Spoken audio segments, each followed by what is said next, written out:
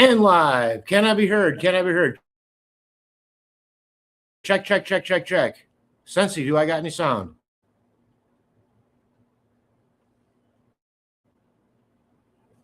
Anything?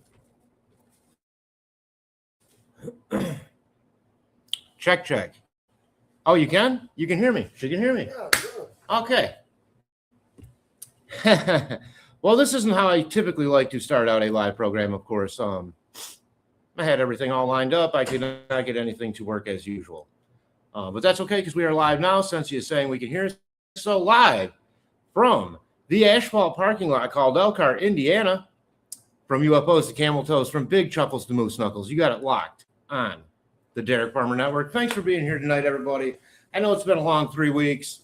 Junior, it's good to see you. Glad you're in the room. Sensi, my esteemed producer from across the big pond. Here's your little bish. Your little bish is right here, baby. He's giving you a big, big hug. It's great to see everybody. I have actually missed doing this very much. I had an entire presentation, of course, worked up for playing, but we have to work through some of these kinks first. I already tossed my microphone across the room. Boss saw me do that, but everything is good. Junior, how is the weather? Yes, this is my new place, everybody. We are live in Elkhart, Indiana. In Elkhart, Indiana, ground zero. Well, for something. I'm not sure what yet, but we know Indiana has some history to itself. And just want to say I'm sorry that I missed Junior, the Abby and Libby walk last weekend. I had to work. And, you know, money being a little tight, 2 rents this month, 2 car insurance, 2 car payment. You get the idea. It's been a rough month. We are almost through it. I'm glad to say that my new roommate, my boss, is working out to be a good boss and roommate. It's really working out great, you guys. I really like this place. As you can see, it's a nice place. We have nothing on the walls. We are in a clear studio. But I got my computer back from Walgreens. Obviously, we had an issue with warranty. Got that taken care of. We now have the internet hooked up. I'm hoping that the signal is not broken like it was before with the Elon Musk net. Like to say the dog is doing fine. For anyone who is curious about that, I still go see him at least 2-3 times a week. Take him for a walk. You know I can't give up that easy on that sweet dog. But I would also like to say that the new renters, it's a young couple. They work in a dispensary. They're very motivated to be on the property. They already have built their own chicken coop. They've already gotten 13 chickens. And so making a farm dog part of their life has become very natural. And Thad has taken to them quite well. So besides those bucked up ears, it does appear that things are working out good for Thad. I thought you guys might like the update on that. But who do we have in the room? Looks like we have a few people in the room. Want to say hi, of course, to just the folks I haven't seen in a while. You know, Sensi Wackadoodle, Junior Johnson, Hiawatha, Shay Watson, Unindicted Co-Conspirator, Mr. Steve, for God's sakes. What an influence on my life, Mr. Steve. Cryptex, my good friend to the north, has been diligently making these live programs and is good enough to have me on occasionally. I thank him so much. I enjoy doing that broadcast very much with Cryptex. I was rushing around. Nothing was working. I cannot believe we're even on the air right now. So please forgive my I'm kind of airheaded right now. But I'm having a nice drink, a White Russian. The dude abides. We will always drink a White Russian in our new place. We did last year, and we're doing it this year. And because hang on. And because we live in the great state of Indiana, you can smoke in your apartment. Welcome to America. Now let's get into it. I think the last time we were here, before everything crashed on me at the old place, we were about to do a flow chart on the dead and missing scientists. Now, Sensi, I have gone through the emails. It's possible. I mean, I just did that before the show, and things were not jiving real well for me. For some reason, the signal was acting a little sketchy. I couldn't find your beautiful presentation that you put together with all of the missing people. There are some more. Here's a new one. We're going to start over, guys, because it turns out that thing that I made before is quite psychotic when you look at it, and it's really hard to follow. So we'll be getting into that over the next week, and there are more developments on that case. Now, I just want to throw out there to Skip Jansen. I'm pretty sure he's not listening live right now, but if he happens to listen back in perpetuity, that was the dumbest shit I ever said. If he happens to listen back to this program, just anytime you want to do a presentation, Skip, you're always welcome to come on these airwaves and to do that presentation, regardless of the content. You are a friend of the channel. Also want to say hello and thank you to Mustang for keeping me informed when there are some bad actors out there who like to talk shit about us behind our back. I'm not low class like they are, of course, so I don't need to throw creators' names out there. But this is somebody I've never even interacted with, with some convoluted idea about how I make a sub or a mod a mod. I want to be clear on something. I make a mod because it's someone I trust personally, someone I like personally, not based on some opinion on some case they may have. Cases come and go. Friends do not. Okay?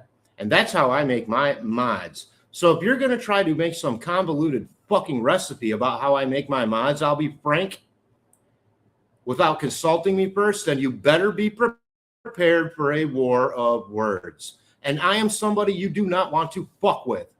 Do you understand? Don't put my name in your mouth anymore, or I'll be putting something else in your mouth. Keep your fat fucking mouth shut, you hairy beast. I just want to say, out of the 900,000 people broadcasting on YouTube, you have the most fucked up face out of all of them. Now, moving on. I would also like to say hello to Abby Morris. Abby, how you doing? This is my new place. I hope your college classes are going well. I hope this new semester, this shortened summer semester, finds you motivated. Okay, because I know that it's going to be a condensed thing and it's going to be a lot more difficult. So stay motivated, Abby. Stay focused. We have your back as far as encouragement goes. I want to see you come through this school thing successful with a good grade point average. Nothing says I tried more than a good grade point average over time, right? That's my opinion.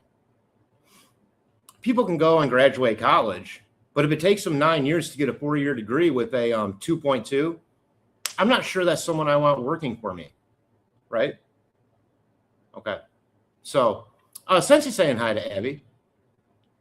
Junior, always good to see you, my friend. Sensi Wackadoodle says Junior. And Junior, always good to see you and to see both of you. I'm sorry to come on so strong. I do not really appreciate people that I don't even know or talk with talking about me. And so I just like to get that out of the way. I don't go around here talking about other creators. I don't feel like any opinion that I have on any case, Delphi or not, as long as I'm being truthful, honest, and respectful to the family, should ever really make someone else comment upon somebody else's content. I do this for free. It's creative. Also, your UFO show is terrible. Basically, all you did was read the headlines from the news poorly, just so you know. It was boring and uninspiring. That's how I felt about it. I wouldn't have said any of this shit. Keep my name out of your mouth. Sense is saying, Junior, hope you're doing good. Junior saying the walk-in Delphi for Abby and Libby was great. Junior, who was there? Tell me all about it. I want to know. I would really, truly like to go. And that is what Memorial Day is for. It's for celebrating the life and memorialization of somebody who is no longer here. That's what those fine folks did that day on that walk, and I commend them for that. I thank them for that, and I support the family and their friends. Also, I think Richard Allen is guilty, for the record, and right where he belongs. It's all part of the Derek Farmer theory. If anyone would bother to listen to it before they're telling me that I make a mod, because they think Richard Allen is innocent, and I like to have opposing, and therefore I make him a mod. I don't know what convoluted recipe that is for making someone a mod. But you just made that up in your head and then said it out loud with my name. Don't do it again. Don't do it again. I warn you. And that is your warning. Junior's back to walking every night. Of course, the weather is great. Excuse me while I have a little bit of a drink. We're going to settle down a little bit, Abby, you and me. Feel free. And by the way, Abby, I took your recipe. And Junior, I have an answer for you on those gummies that you need to help you sleep if you're still having that issue. The compound in that is called CBN. Okay? And the name of the company that you need to buy them from, there's only one that puts CBN in their blueberry gummy product. And that's a company called Camino. Camino, Camino. Now, they're about $15 a box. You're going to pay a little bit more for these. They're high-class gummies. They're not in the shape of bears. They're just little, pieces. But the CBN in there is something that's an immediate sleep activator naturally. And I would recommend you try those. They'll still get you a little stoned, too. You get a little stoned. Not too bad, which is what some people like. Not everybody wants to be paranoid and all stoned up from smoking it like I do. Now, what are we talking about tonight? First of all, this is a catch-up. If you guys have any questions for me, the direction of the show, where we're going, what we're doing, now's the time to fire it up. I want to say thanks to my boss for letting me use his sweet S21 Ultra.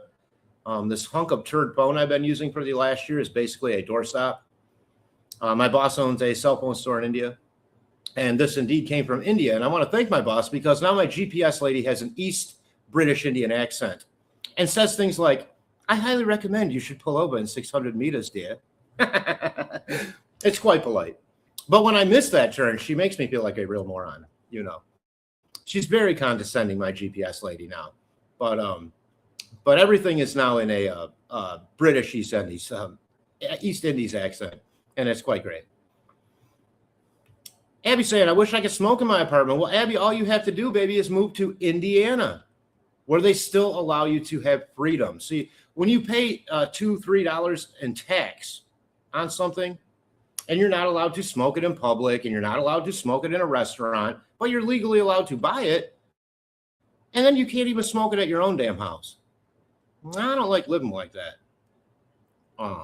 So that doesn't mean I'm sitting in here smoking up a bunch of cigarettes. Guys, I'll be honest with you, I've been working a lot lately, 7 days a week, breaking those records every week for how much I'm making. I'm trying really, really hard to get to a point where I can save a nest egg so I can have copious side hustle. There are friends in this community who have given me their entire portfolios on stock trading sites. I will not say who they are, but that information is valued, and I thank you very much for that. It's really great to see someone personally going through the process of kind of picking and choosing some really fun stocks that they want to build their own portfolio on in a personal way. A small investment of $500 and then $40 a month after that will get you. I'm going in such a thing. I'm not quite there yet, but in 2 months I hope to be. It seems every time I have tried to come up with just a mere extra $500 for an investment, something would break down with the car, or you got a month where you got to pay double everything. But August, again, is a 3-paycheck month, so I'll be looking for that month to catch up on a lot of things. Let's move on here in the comments. And if I feel and seem a little unnatural, guys, I was super nervous for this broadcast. What I haven't done, Dandy Lioness is here. Hi, Dandy. It's so great to see you. It's been a while. Slide, no, you're not late. Totally not late. We've only been going, you know how we go. We could roll for 2 hours. I mean, I am hoping to see Cryptex. I will say Mr. Steve's name for the second time, because we know after 3 times he shows up, right? If anybody has the desire to call in and bullshit, let me know. I'll throw a link up. Absolutely cool. I don't care who. As you guys know, since he's taken a lot of the stress out of my life with editing and taking care of some of these things that I just don't, quite frankly, know how to do. But there's going to be room for others. And I've heard a couple names bandied about in terms of wanting to help out with some projects on this channel. And I know we're a small, growing channel. My goal isn't to be a big channel. My goal is to have a small amount of people that I can recognize every time I turn this damn thing on like I'm sitting across the table from somebody at a breakfast joint, right? I don't need a new person every time. I don't need a new group of people. I do want to say thank you and hello to the young man that is a new member here. He works next door to me at the Japanese steakhouse. He works very hard and made me some excellent Cajun shrimp the other night on the house, and I want to say thank you so much. They were really awesome, actually. Sensei saying, and breathe. I know, Sensei. I get all excited, especially when 10 seconds before the show and the mic's not working, the camera won't come on, it won't connect to anything, and I'm going, man, I thought I had all this figured out.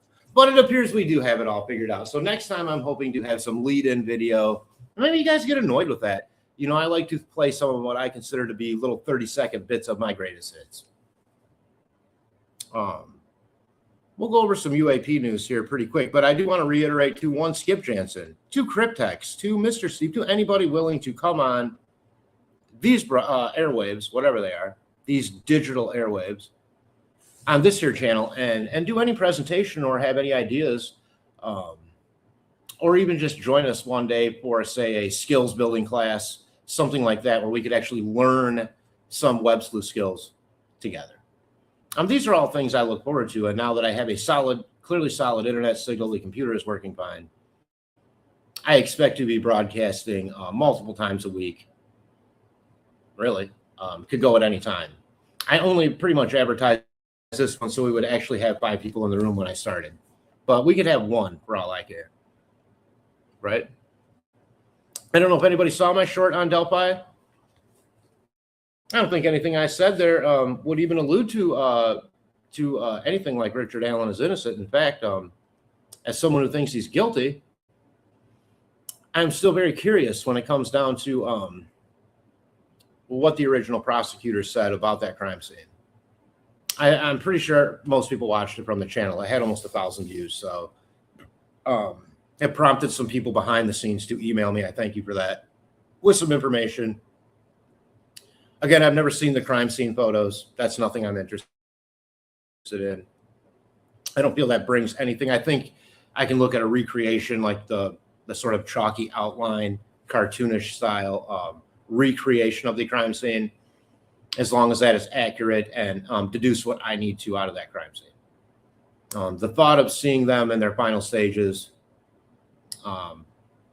it doesn't sit well with me, guys. I just don't want to do it. I'm not a police officer. I'm not here for that, right? So, and I think it's disrespectful to even sort of want to look at that stuff, to me, unless you're able to apply what you're looking at to a case that you're working on currently, or perhaps bringing out some new information, which I don't think I'm going to do. I really don't. I don't think there's any new information out there. I think the information that is out there has already been put out. It just, well, like that original prosecutor, Robert Ives, said, there were clear signatures, more than one. There was staging. It was something you would want to take a picture of. Now, all I've heard is people give excuses to people like Dan Doolin, to prosecutors like Robert Ives. Oh, they're from a small community. They've never dealt with a murder before.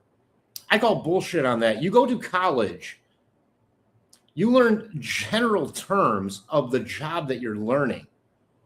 Okay? There's a clear difference between staging a crime scene and signatures of a crime scene.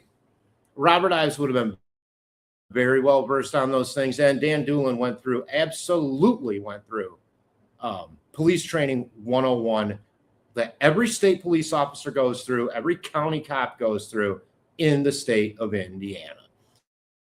He had these same skills that they all had, and in fact, had those girls' one toe been caught in the water of Deer Creek, Dan Doolin would have been the lead on that investigation. So you're not giving either one of these people enough credit for the colleges that they went to, for these skills that they have learned. In fact, what you're giving them is a break. Don't give them a break. We need to be asking why. Where is this information deficit coming from? Why, by the end of the trial, is it some simple brush to cover up an eye-line sight of a dead body and some random blood on a tree from where one of the victims may have gripped onto the tree? and initially the prosecutor, who would be at the highest echelon of the information sphere around this case and be privy to all information within that, say there were several signatures and staging was clearly present. What else was going on in that crime scene? There's an information deficit going on. That's all I have to say about it. And that's how I feel. I don't think that says anything about Richard Allen's guilt or innocence. But I want to make sure that never happens again in either Delphi or another small community. The killer turns themselves in essentially within 48 hours. That information was right there for 6 years, yet somehow ends up into the bottom of a dusty desk where one volunteer named Kathy Shank then has to remove it only to blow the dust off of that tip narrative. I don't buy it. That's all I'm going to say about it. You can call me cynical if you want. Again, none of this has anything to do with the guilt or innocence of Richard Allen or what should take place in his appeal process. Something of which I know nothing about, by the way. Only that people are entitled to it. If they agree to it, then it's going to go down. I'm not sure what's going to happen, guys. Hopefully the prosecution had a tight case initially, or there's going to be an issue. He's going to go walk free then. I don't think that's good. But by having such a narrow scope,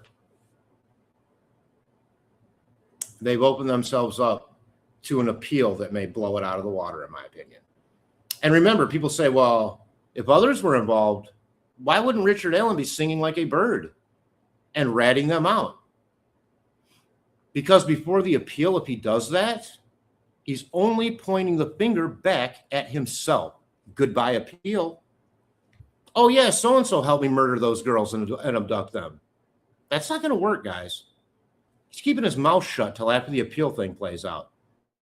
And then we're going to see who else was involved if he feels like talking about it, right? That's right. Junior's saying, hey to Dandy. And I'm not even saying necessarily that someone else was there physically to be involved in it. But do I think he was part of some nefarious predo ring in that area? Hell yes, I do. And that there are other peoples in that nefarious predo ring that need to still go down. Remember, they said that the Keegan Klein investigation was the biggest CSAM investigation in the state of Indiana history. Big statement, big statement. I can't wait to hear Justice Servedale's take on one of the victim's uncles being busted for CSAM. How disgusting. You should be ashamed of yourself. Disgraziata. And it makes me wonder, going back to 2019, when this uncle, loose term, you think that just suddenly in his late 30s, early 40s or something, he started this activity? I don't buy that. I don't buy that. That's when he got busted for it, but he probably scrubbed everything before that. There was a lot of data points and a lot of online posts and social media posts, but it has been scrubbed from the internet. So if it wasn't screenshotted, gone forever. People have made that shit disappear. You can't even find a picture that a magazine took, that a newspaper sent a photographer out to take, of a guy with a little baby in his arms walking the Monon Bridge the next day looking real Amish. Anybody remember that? Why was that picture taken out of the sphere of the public consciousness from that newspaper, that online newspaper? Well, I mean, it's a physical newspaper at the time, but also they had an online presence. This was a major newspaper of the area. That doesn't set well with me. There's a couple other things that don't really set well with me. The ski mask incident, the river search. One thing's an anomaly. 2, 3, 4, 5 things. Well, Vito might say it begins to stack. That's all I have to say about Delphi today. To me, there's no huge conspiracy. Richard Allen's guilty as far as I'm concerned. I don't make mods because they're opposed to Richard Allen being guilty. That's fucking stupidest thing I ever heard. So I want to say yes to any regulars who want to help with projects down the road. I've heard, like I said, a couple names bandied about. It's an absolute yes. Okay. We're going to need project managers, someone to look over individual projects. We're going to need, if people want to make a theme for the show, I'm happy to play it. Anybody feels like going to AI, Cryptex made a cute little song for his show, a little video kind of cartoon thing to go along. Anybody wants to do that for this show, djfarmer.llc.com or email the producer, Sensi Wackadoodle. Be happy to help you in that process. Be happy to put it up and show your creative effort. Maybe have a contest. Keep the one we like. Vote on it. Who knows? And somebody for audio and video, because clearly I have an issue with those things. Dandy saying, hello and good to see you, Sensi, Abby, Junior, and Derek. That's me. I'm Derek Farmer, the host. Abby saying I'm doing good. It's the start of week 3 this semester, and I have A's in both classes. I am also getting another cat. Thumbs up on the A's. But you do what you want. You seem to work and pay for your own apartment. You certainly seem to take care of yourself, and you're getting A's in your classes. I say, go out and get that cat, girl. Go out and rescue that cat. If that makes you feel better to be surrounded by cats. Sorry. I'm sorry, Eb. I like being just me, The thought of having animals, I love Thad. I do, and I miss him dramatically. And when I think about his little face, I will start crying. But he's being well taken care of, so I'm going to allow myself to work the hours I've wanted to work for the last year without having to care about other living things and really just bust my ass and get ahead in this game for a change, right? I'm not getting any younger. I'm 54 years old. Okay, it gets a little bit harder and harder to work those 12-hour days, regardless of what it is I'm doing, or 30 days in a row, whatever. But I can still do it. I can still do it. I know it. And I can pull myself out of this hole. I'm already halfway out of the hole, by the way. Feel much better than I was. I think both mentally and financially. And I seem to be in with people that have these same goals, to work hard. Of course, my boss does it more fashionably, and he's doing it at a much younger age. Indian folks, they don't like loans. They save up cash and buy their shit with cash. Not a bad way to go. Junior saying hi to Abby. And Dandy saying, sounds like I missed the good shit. Not really. No, you just heard me piss and moan about another creator who, for some unknown reason, decided to make up something about how I make a mod. I just didn't get it. It just didn't make sense to me. Why would you even do that? Why would you do that? They have to know it's going to get back to me. I have a small community, but a very loyal community. So when people are out there talking shit about me, for whatever reason, maybe it's jealousy. That's ridiculous. I'm not narcissistic to think it's jealousy. I don't think there's anything to be jealous of. But what is it then? Why? Why do people have to make negative comments? Do you guys ever hear me do that with another creator? Ever? To put someone else's effort down. And I don't charge for this. Again, this is something I enjoy doing. So to try to tear somebody down for what they do, I don't like to take part in this. But don't get me wrong. You start it, I'm going to finish it. And you're not going to like the way it finishes. Junior saying there were about 15 of us. It was good to see everyone again. Really?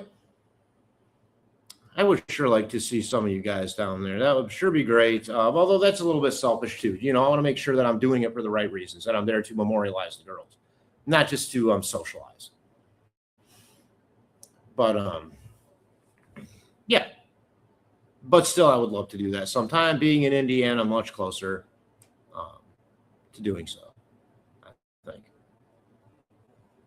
Sensi's saying she's glad it was a nice walk. Prosperity, 100%. Great to hear. Yeah, I have to. I'm going to be retiring, in the next 10 or 20 years, whatever. I'll probably have to work until the day I die, But if I'm able to, I contend that's not such a bad choice, to be honest with you.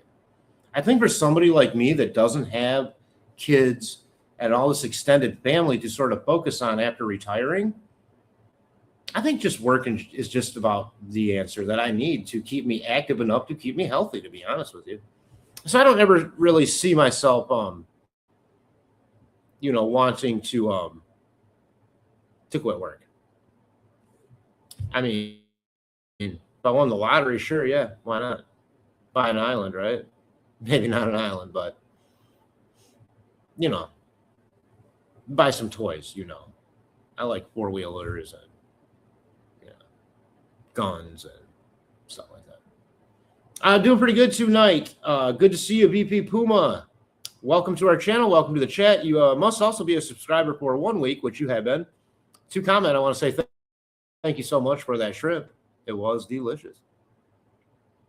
Junior saying, good for you, farmer. Glad to see you working. When I was working, I'd work 7 days a week. Well, I mean, I've been working this whole time, Junior. It's not like I haven't been working. I mean, I'm just working more. And I'm working, again, I wanted to get back to a company or to a place where I could go into a brick and mortar unit and be around other people. That was really important for me, especially being away from the friends and family that I was used to being around in Kalamazoo for, the last 40 years of my life, in a social and way. So to be all alone in that soybean field for 14 months, and then door dashing on top of it, not really having that connection with a staff, which, changes somewhat quickly in the restaurant business. But if you're at a good restaurant, it could be years, between managers, so forth, supervisors. Certainly a lot of times the ownership stays the same. So yeah, 7 days a week is just where I need to be right now, unless I have something better to do for a Monday, which sometimes I do. I still plan on heading back to the mountaintop in the swamp and doing a fireside chat real soon. I mean, that's absolutely on the table. And VP asking, how are you doing now, Derek? As opposed to 5 minutes ago, I am doing great. Doing better now that I have a good connection, I can be heard, and I'm not stressing out about technology. As we know, technology rules this world, rules this modern day. And Jari's here. Jari's saying hi to everybody. And she has changed her profile picture. A lovely picture, by the way. I like you with the longer hair, Jari. Dandy saying hi to VP Puma and to Jari. Of course, Dandy is our wild mod from the desert of Colorado, where all the anomalous shit happens, where all the UFOs fly over, and where all the alien DNA you could ever want is just naturally soaked into each individual. It all goes down in Colorado. And to Colorado, I'd like to say hello to my friends that I lived with on and off for many years in Fort Collins, Colorado, in the foothills above Fort Collins. I want to say hello to where I worked in Fort Collins, Deli Works on College Avenue, South College Avenue. If you guys haven't been to Deli Works and you're out there, their homemade Hungarian mushroom soup is amazing. They bake their own bread there every day. It is quite a scene. Homemade pie, real turkey dinner, no processed meat. They cut it off the actual bird. Sensi, hey, Jari, I summoned you. What did you say her name 3 times? And Sensi saying, Shane Hiawatha will be in at some point. Maybe Jari, oh, here we go. Maybe Jari will be in at some point too. She did summon you. And yes, I'm pretty sure Shay and Hiawatha, if not, and they watch the rerun, then I just say hello to them. I love them both. They're really great. We have a great community here, I haven't had a lot of accomplishments in life. I will say that this channel, this community, to me, is one of the finer accomplishments that I've had, whatever that means. I don't know what we've accomplished exactly, other than just a space to feel comfortable, to talk to each other like humans, unless you piss me off. I'll be frank. And to do that. And to discuss some of the things that are out of the box. I'm starting to feel, and maybe I'm wrong. Maybe some of the people who weren't focused on UFOs, like Junior before. I mean, Junior, let me ask you: do you feel like it is now marinating and seeping into the mainstream media and more of the collective conscious over the last 6 months? Would you say? I mean, don't you feel like this is actually becoming a story in the news? We've had 2 releases, 1 tranche, 2 tranche. I mean, meet the new tranche, same as the old tranche, right? How many times do you use that word a day? Tranche. Almost sounds dirty. But after 2 tranches of information, a tranche being a small part of a bigger picture, here's what we can say. 1, we're not alone. 2, the government has been in communication with these things for over 80 years and holding it from us. And 3, the question is, guys, how compromised are we? Okay?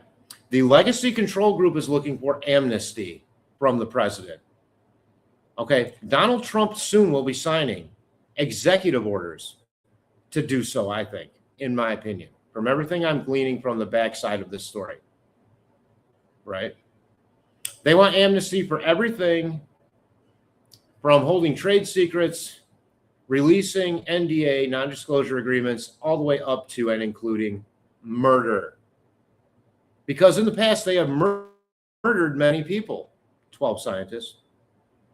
But way before that, for decades, they've been murdering people to keep this topic off of the mainstream, to keep it quiet. I believe this 100%. Okay? They know a lot more than they're telling us. They may not have the full picture. There may only be a few humans on this planet that do indeed have the full picture.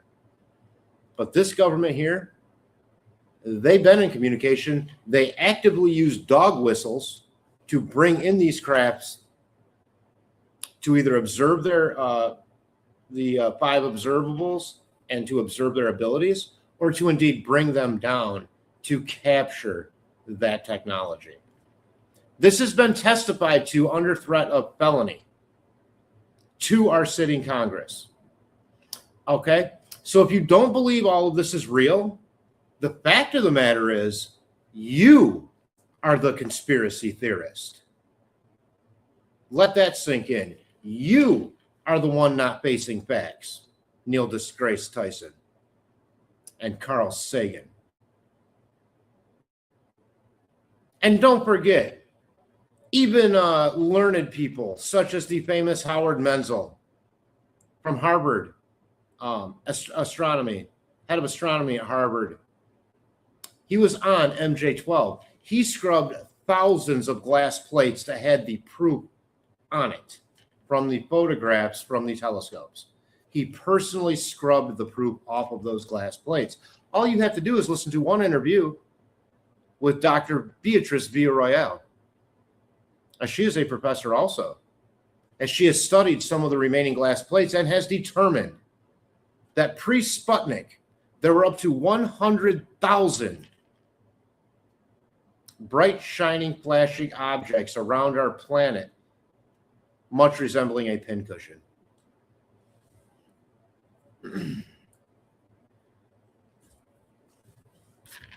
The phenomenon toys with us daily. Is the phenomenon a physical thing? Is it a mental thing? There seem to be physical craft, right? Are these being manifested out of thin air? I don't think so. Where are they getting the resources to make these craft? It's interesting to me. Jacques Vallée, for 50 years, has said that this is a control system, an invisible control system, a biologic control system. It is to control human consciousness as we evolve through this mess called time, so that we are not so ontologically shocked by everything moving as fast as it is around us to not become ineffectual piles of blood and muscle, not understanding anything basically. Then possibly this control system and lack of information may be the deal or the compromise to help humanity evolve. Because sometimes too much information can indeed stifle or perhaps set into a direction these evolutions in society. Right? Give me a moment. I'm going to get to some comments. Charlie's saying, Sensei, Junior, I have no desire to see crime scene photos of anyone. Me neither. Yeah. I mean, it would seriously have to be relevant. Okay, let's think about it this way, Junior. Let's say there were signatures, right? And you were trying to determine if maybe a case you were working on currently, a cold case, had any of the same signatures maybe of something that's already been photographed. Like I could almost justify it there, but I feel like that would also be in the data set and the data points, right?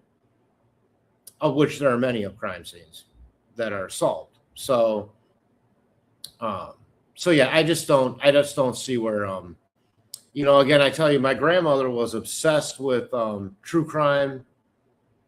There was no internet. There were no television shows doing this. What she had was a stack of near, almost like someone will keep Playboys or Hustlers in their, in their closet, almost like pornography, were stacks of true crime magazines with the most gory pictures. I know because I would sneak into her closet, snatch one off the shelf, and go, wow. It was mind-blowing stuff. One lady had blown up from spontaneous combustion. One kid had a tail. A lot of mob murders, things like this. So she was obsessed with stuff like that. But it's not my thing, Junior. I'm with you. Wonder where Boston is. Maybe she's busy tonight or tired. Hope she's doing good, though. Boston, wherever you're at out there, we are saying hello to you. Also, Hiawatha, also Shea Watson. And Unindicted. Unindicted's been leaving me some very nice comments on my shorts and just kind of being part of it all. So I like that. Dandy says, I would like to have watched the trial instead of getting secondhand reports from randos. Yeah, Dandy, I mean, there's something to be said about that, especially when courtroom reporting isn't what it used to be, right? We already know there's no artist skills left in drawing out the courtroom by hand, drawing it. This used to be something that people would learn as a skill, But I agree. I agree at this point. I think originally I thought no cameras, but knowing what we know now, I mean, we have the transcripts, right? I haven't read through them yet. I mean, I don't really feel like I need to be honest with you, but maybe someday. But you're already agreeing with you. Me too, Dandy. And Sensi saying, Dandy, I think it should have been made possible for, I'm good right now, my boss. I make a you and mine, that's why. What? I eat and you. What is this? Onion yet. Okay, bring it to me. My boss has been, oh my God. I don't know what this is, my boss. It looks scary to me. No in a heart. No heart. You try, no heart. I know, at least it's vegetarian. I give you a spoon. Okay, give me a spoon. I'll try it live on the air. It's a good. That's why I'm going to eat it live on the air. We'll see.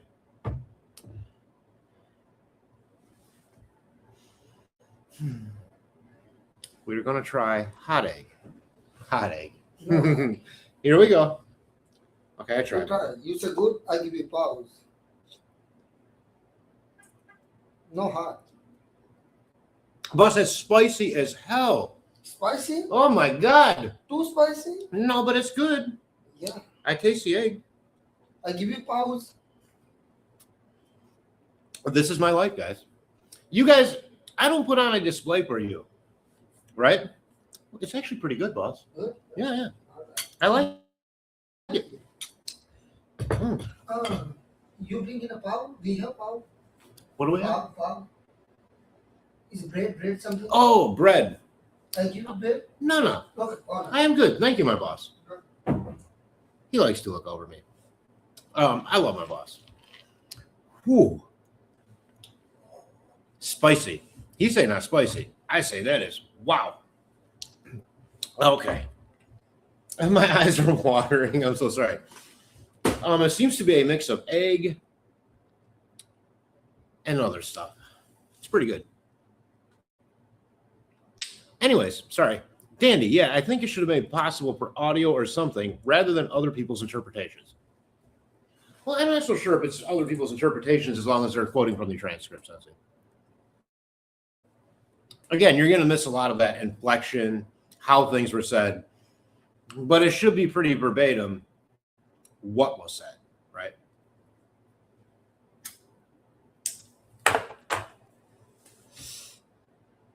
So let's see. Dandy saying they streamed Valo's trial on a delay, audio only. It was painful to listen to, but it was first-hand info. Yeah, and this was a big case. Sensei agreeing. Junior saying, I have 3 cats inherited from my granddaughters. They're a big part of my life. Both the cats and your granddaughters. And by the way, you were last time we talked, Junior, you were putting an ad out in the garage. Did all of that go? You get done with all that stuff? I mean, we'd like to know. And if so, how do you like it? I mean, did it come out? Boston's here. Yay. Only since 7 o'clock. No, 7:30, I mean. We're not even an hour in. Don't worry about it. We're good. Good to see you, Boston. No, you didn't miss anything. Only just people saying they wish you were here. That's all.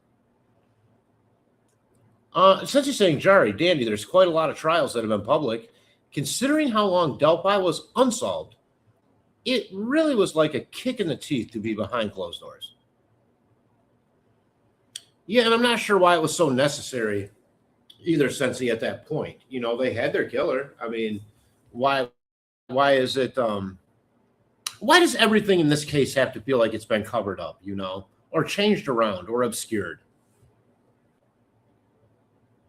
I'm not saying it has been, but that's the way it makes it feel. You're right. Charlie, we mentioned you above Boston. But we're not going to do it again.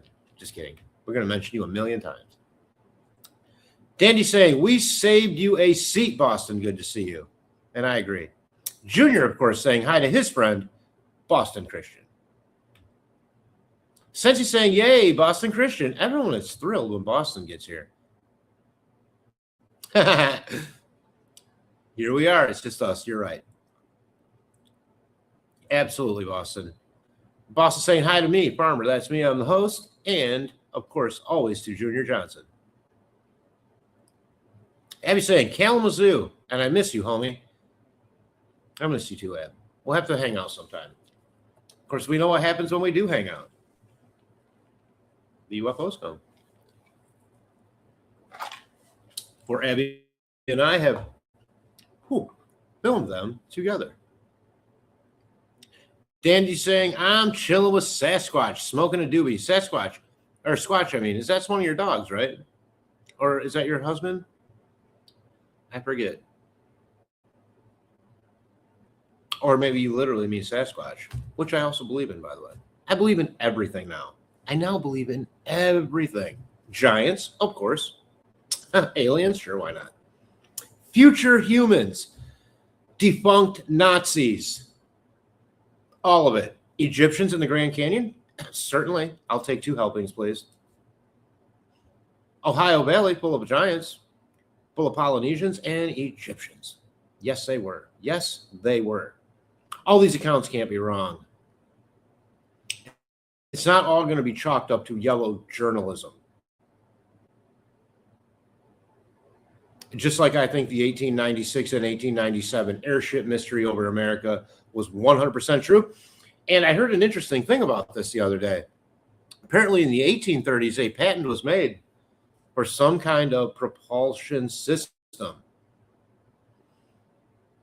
And there's something called the Sonora Conservation Club that had something to do with these weird airships. Sonora, and they formed some kind of company. Then suddenly they were at Wall Street by the 1860s. It's all very strange. I haven't put it together. But I think that's when the Collins elite started. Of course, we do know that the one person who said anything about it officially was patent attorney George Collins, who was interviewed saying that it is my client who made these airships. And then 2-3 days later saying, nah, I just made all that up. Somebody got to him. And then even after that, he goes to prison for 7 years as he was charged with when you have more than one wife, you know, a bigamy, polygamy. I don't remember. Whatever. He's charged with that, right? He gets out of that charge, but ends up going to prison for obstruction of justice for 7 years. A very weird story about George Collins. Fits in. Collins elite, George Collins. I believe he was a Navy man. I think the Collins elite stem from the Office of Naval Intelligence, which was formed in the 1860s as a super secret organization. That's right. This is what I believe. Doesn't make it true. It's a theory. It's just a theory based on data points, real people, and witness accounts. Boss is saying hi to Hiawatha. Wait, is Hiawatha here? I don't see no Hiawatha. Where's she at? My sister from another mister better make her presence known if she is in the room. Jerry saying David Wilcock.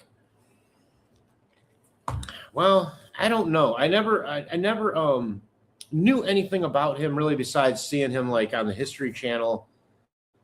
His whole spiel, I think, was with the reptilians or something at the time, much like David Icke. Really felt like a grift to me. But looking back, David Icke certainly had. He's still alive. He just did an interview not too long ago.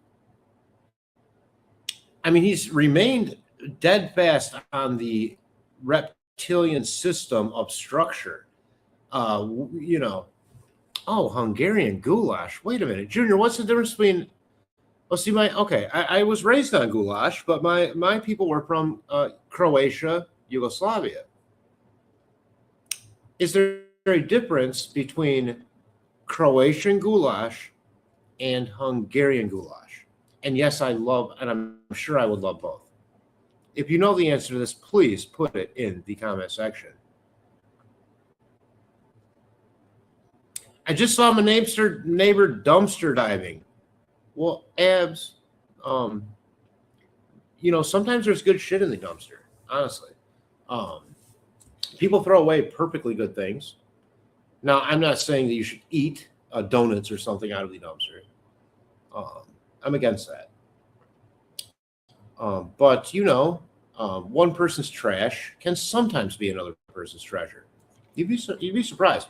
And Big Junk Day is almost like going free yard sailing, They don't even charge you. Just pull up, you take what you want, throw it in your trunk.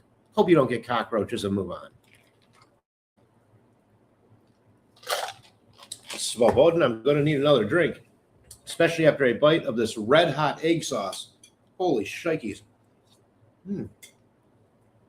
A good flavor, though, actually. I only try things. Oh, my God. I only try things from Boss Man because they eat vegetarian. So I don't have to worry, is there some innards in here somewhere? Some kind of weird Indian duck liver or some shit. You know what I'm saying? It's always a vegetable. It's, besides eggs, I guess that's the closest. He will eat an egg. But it's vegetables, lots of vegetables and spices and things like this. So how bad could it be, right? And people in his country have a pretty good lifespan.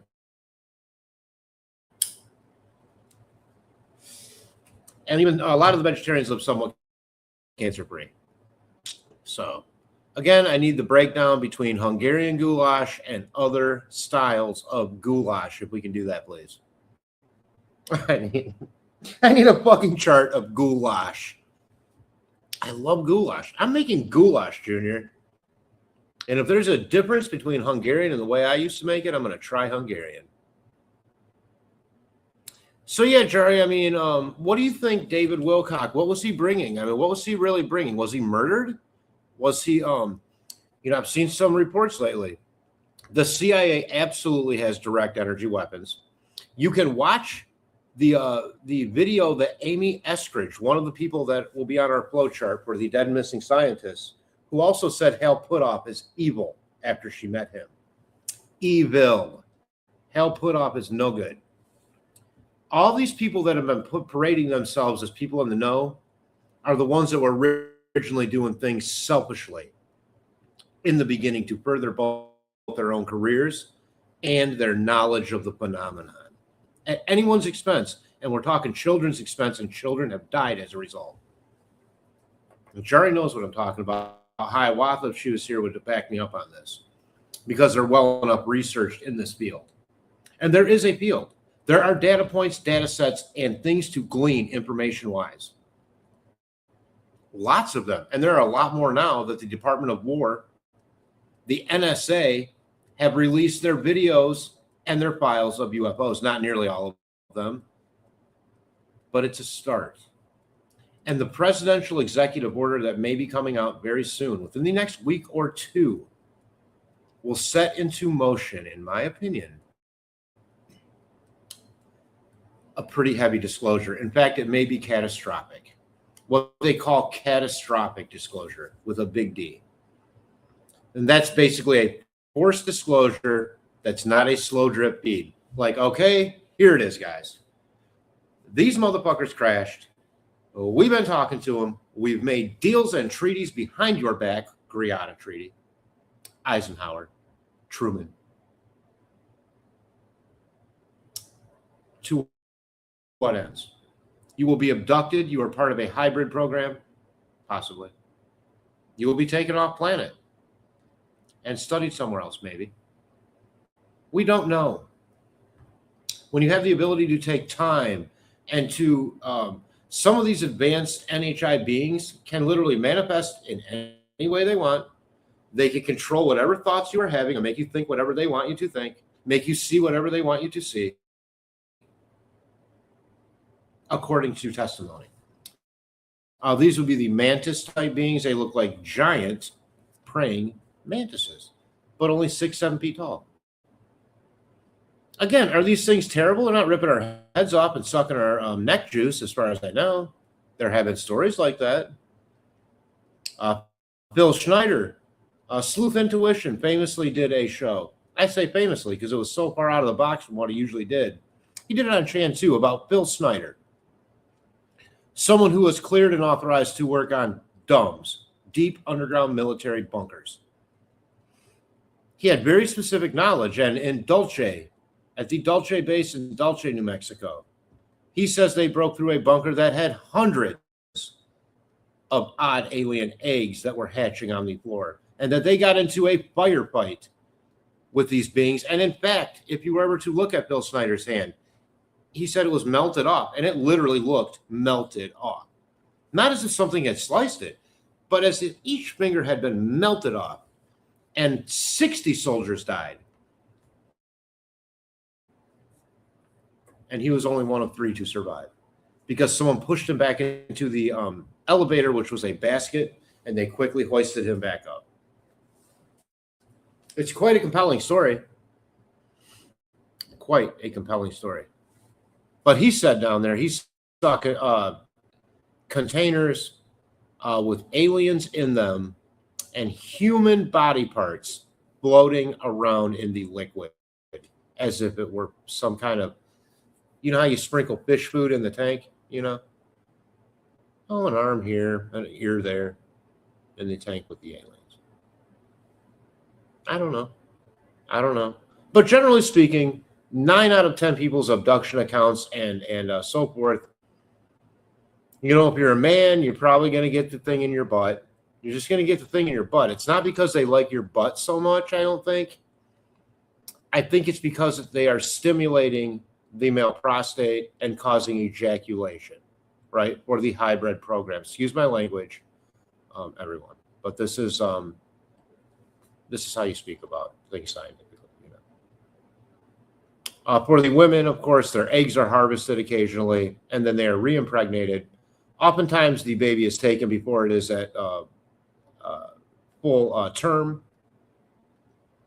And sometimes they are even taken back into the craft to be reintroduced to the child hybrid they have given birth to make that mother-child connection. And if you remember the testimony from Clifford Stone, who was the weatherman at Area 51, he had all these weather stations. He was friends with what was known as the Tall Whites. Range 4 Harry, right? What was the story he would tell? They said it was a horse that got a radioactive shit on him from, because they used to blow up all the nuclear bombs out there to test them. But it wasn't a horse. It was a tall white, and they communicated with Clifford Stone. And these things were massively mean. If you got near one of their children, you were dead. No warning. They saw everything as a threat to their children. They loved their children. And in fact, they would tell Clifford Stone, you must know and agree that we love our children more than humans could ever love their own children. Kind of a shitty thing to say, but but when you're dealing with an entity that can basically eviscerate you in seconds, you might just nod your head. Yeah. Boss is saying, Abby, how you doing, girl? Junior, I don't pay a lot of attention to UFO thing. I agree, it's gotten more mainstream. It really has. I think the narrative is changing out there. And I mean, what would you pay attention to? Junior, maybe you're one of those people. And like everyone says, and I agree. Okay, the government has knowledge of this. They have recovery programs. They even say themselves that they have biologics. Stop with the bullshit videos. Pull out the crap. Pull out the biologics. Set them down in the middle of the road and say, here is your proof. This is what we've been dealing with for 70 or 80 years. Junior, I think that would shake you to your core, and a lot of other people too, right? You might pay attention to that. But just some more vague videos with blinky lights and sensor technology. I can contend that a lot of private citizens are much more compelling video because it's in 4K and so forth, not just sensor readouts, right? Conspiracy theories turn out usually to be conspiracy truth. Thank you, JFK. We know that's a fact a lot of times. Dandy, that's what I say with a lot of them, yeah. And many of that I never would have given any kind of credence to some kind of weird child sex rings that were on this big overall planned circuit where you would have famous actors and politicians and judges. And oh my God, have you ever heard of Jeffrey fucking Epstein? It's all in there. It's all true. JFK, blown away. What else do I have to say, Billy? Come on. We didn't start the fire. Danger Dave started that fire. How you doing, Danger Dave? Good to see you tonight, my friend. You have been broadcasting like a madman overnight. 2 days this week, I see. But as always, I'm going to take a bite of my super hot food before it gets too cold. Mm-hmm.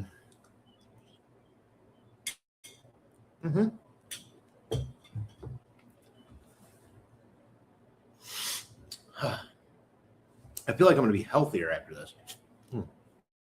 Sorry, when you're missing teeth, you know. So, sorry, you guys.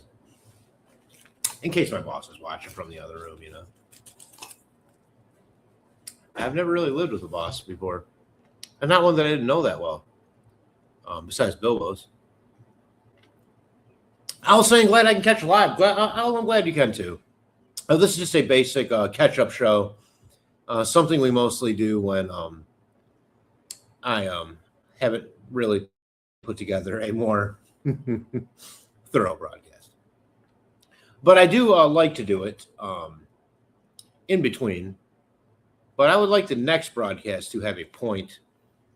I like to do those document reads, and I'm absolutely going to do this new flow chart. I think probably for the next show, we'll have the new flow chart done. Or maybe I do it in pencil with all of us, and then on off time, fill it in with marker. So then you can see it on the air for the next show. That does two things. if I have any mistakes or I need to make it like so it's visually appealing, but also it drags out the bit, right? It drags out the bit a bit. And I like to make everyone part of it. You know that, guys. Boss is saying, I don't like the UFOs. We don't need any of that business, so please quit sending out code to call them. Well, we don't do it. Some of us do it, not me. I do not call on these. I do not call on things that I do not understand fully. That includes God. I don't invoke the name of like, hey, I need your personal help. It's more like, hey, can we just try to make some positive vibes, right? But to say, give me money or give me this opportunity, God, I just don't do any of that. And I certainly don't do CE5 events. I don't shoot laser beams up in the air because, guys, we don't know what we're calling in. We don't know what their purpose is. So you can say, oh, that's spectacular, and they showed up for us, like Chris Bledsoe does, who wrote a book called UFO of God. It's a very compelling story. I absolutely believe Chris Bledsoe and all of his experience, and so does half of our government who stayed at his house in North Carolina to witness these things. He knows when they're in the sky without even looking. Okay? Listen to the last guy Danny Jones interviewed, Science Bob. He was at Chris Bledsoe's house, just him and Chris Bledsoe. And he said there was a 40-foot sphere just behind the tree. And Chris said, they are here now, aren't they? I can feel it. And they were so blown away. And even Chris said they don't usually show up this big, this close. And like that, it was gone. And without even looking, he said, they have left. He is fully in communication with whatever this is. Whatever it is, we don't know what it is. Because it has a trickster element, in my opinion. It has a trickster element. Sensi saying, hey, Al. Good to see you, Dave. I agree. Dave, you are great. I love Dave. I do. I mean, if you ever want to hear a guy just be completely natural on the air as an amateur, no offense, broadcaster, that's Dave. Like, I'm pretty sure he pre-plans his show all week long. I mean, it's always, he's got the video. He goes right from one thing, boom, boom, boom, to another, and does it for 3 hours. And also his community is excellent. If you want a late night hangout in a community where you could be comfortable, and actually banty about some ideas with other people without being offensive, Dave's place is the place to do that, in my opinion. And that's on Saturday nights, right, Dave? Around, I say Saturday night, it'd be early Sunday morning, but unless you've gone to bed, to me, it's Saturday night. Saturday nights, anyways. On the overnight, we call it. I'll say hello, Sensi. And I'll also sing hello back to Dandelioness. All right. Jari. Maybe our skies are full of UFOs that are cloaked. I absolutely agree. Absolutely agree. In fact, when science says that human eyes only see 5% of the color spectrum, I think they're absolutely cloaked. I think they're absolutely filled up in the sky. It might be like an intergalactic airport up there for all I know, Jari. And I'm not kidding when I say this. And I hope I don't come off as some kind of crackpot.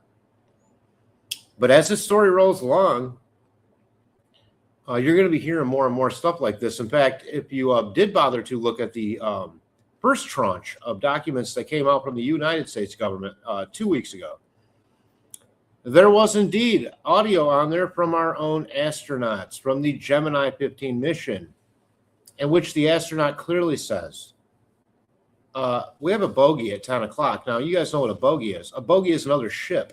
Well, they're in space. What is a bogey? And Houston radioed back. Perhaps you are seeing the rocket booster. And the astronaut pushes back. No. The booster is in sight, and also there are objects floating outside of our window. They all saw them. They were silenced. You can look at the press conference that the first Apollo crew who landed on the moon did when they came back, right? And they're virtually, their nuts are cut right off. They are not talking. They're looking down. They're ashamed of what they're saying because they're lying to the entirety of the American people, what we did to them, and then forced them to stay silent on it. So, that's it. That's it. But until they bring out those bodies and crap, there's going to be a segment of this population that'll never believe it. That'll think that we're just using it to be dramatic or to have something to talk about because, you know, we're bored. But I truly think that this is going to be the biggest story of human existence when it comes out.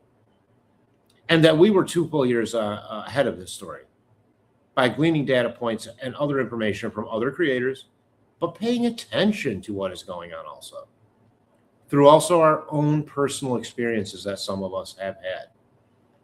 I know some of you in this room right now have seen, touched, and even possibly communicated with things that you don't understand, that I don't understand, and that no human understands. That doesn't make it any less real. And I stand with you. And you will always have a forum on this channel to share those experiences without any fear of repercussion of any kind of negative, let's say. I don't believe in gotcha moments. Not on this show.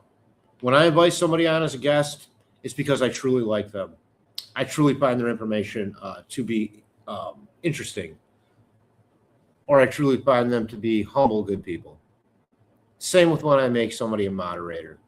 You don't have to have the same opinion as me, the host, on anything to be a moderator on this here channel. You just have to be a good person. You have to be willing to apply the law evenly to everyone, like the Constitution. That's all. And be respectful to the families of the victims, and to the people in the chat room. Those are the requirements to be a mod on this channel. Not some convoluted roadmap of, well, this person thinks Richard Allen's innocent, therefore he made him a mod to do this and have this outcome. I don't think Mr. Steve went through that process. He's a mod here. I don't think Dandelion S gave a shit or went through that process. She's a mod here. I don't think my pizza friend from Kalamazoo, Abby Morris, went through that process. She's a mod here. So please, if you are going to say something like it's fact, maybe actually be able to back up those facts with something more than mere bloviation. Thank you. Junior saying hello to Owl. Because it's shit like that takes away from the good stuff. It's unnecessary negative feedback that people end up hearing about, right? It's just unnecessary.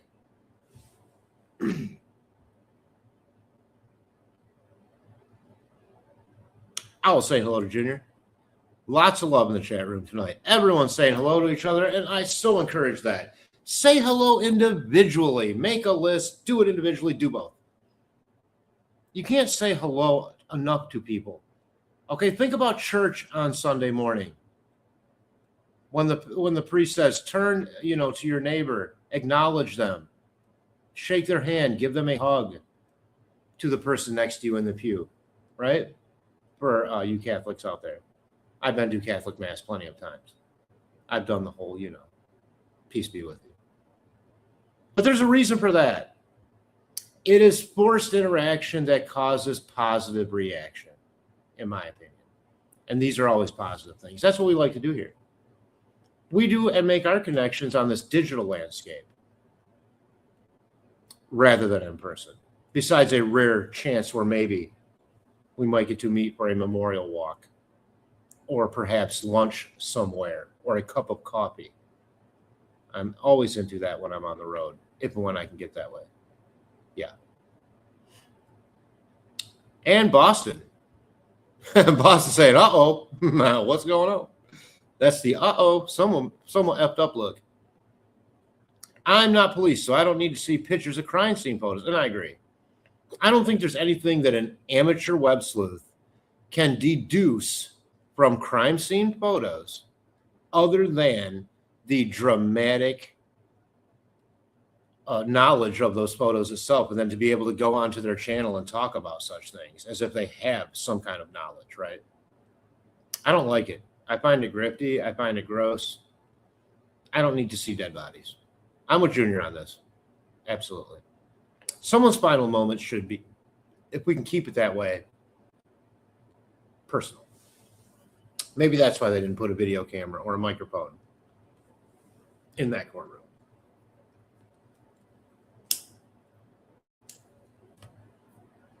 Because as convenient as it would have been for the throngs of web sleuths across this country and world who looked at that case, is it wholly appropriate to let all those details out over the air about somebody's last moments on this planet, especially a minor, or two for that matter? Maybe not. All I'm saying. I think there is a devil's advocate side to camera in the courthouse. The other side of that, of course, is more either public support, either for the conviction or against, based on what their eyes and ears are telling them. I get that that's something people wanted from this case. But I ask, is not having that camera on in the courtroom near, they certainly showed the crime scene photos in court. That could be redacted, of course, on a live broadcast, but still. Boston saying, what? You can't see me because others see me. Junior Johnson and Sensei see me. I see you, Boston. I said hi. I totally said hi. Sorry, I got a lump on my neck where I took the tick off yesterday. Fuck. 7, by the way. We're up to 7 ticks this year I've taken off my body. 2 of the last ones off my neck itself. So right away I will go out and eat red meat to make sure it wasn't a Lone Star tick. Yeah, which it wasn't. I could put up with some Lyme disease, but damn it, I love a ribeye. I don't need some tick taking away my ribeye privileges. Sensei saying, Dandy, yikes. Wait, what do we mean? What do we miss? Dandy saying, did y'all hear about the chemical tank implosion? Yeah, that dissolved 9 people yesterday up in Washington. No, that's not the same one they've been worried about. That's in California, right? There's like some big tank, and then it got a crack to relieve some of the pressure. Are we talking about a whole different chemical? When are we going to learn not to put the chemicals in the middle of the fucking city? Next to, like, you know, a high rise. Ay. Junior, I think he's way behind in chat, Boston Christian. Oh, I must be. Oh, my God. 8:15. Oh, my God. Okay, here I go. Sensei, where's Farmer tonight? I came in late. Boston. Yeah, he's way behind in the chat. Well, because I go on, and then I have to read every comment, you know. Because I don't want to miss one. I don't want anyone to feel like their comment wasn't read or answered, you know. I feel like that helps our community. But we'll get through it. Boston, he's in a new apartment with his boss. Oh, I guess I didn't need to read that. And Abby calling for a big drop. You got it, sweetie. President Obama had the mic drop. Derek Farmer has the big drop. Owl saying we have 6 cats. My God.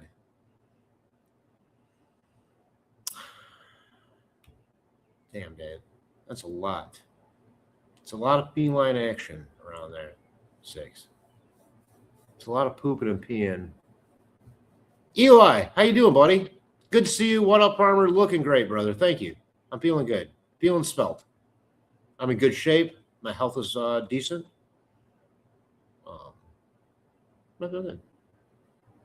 Sensei saying hi to Eli.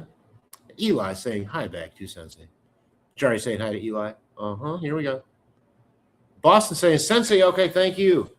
It sure is different from the beautiful players and the serene countryside. I agree. This is a little bit bland.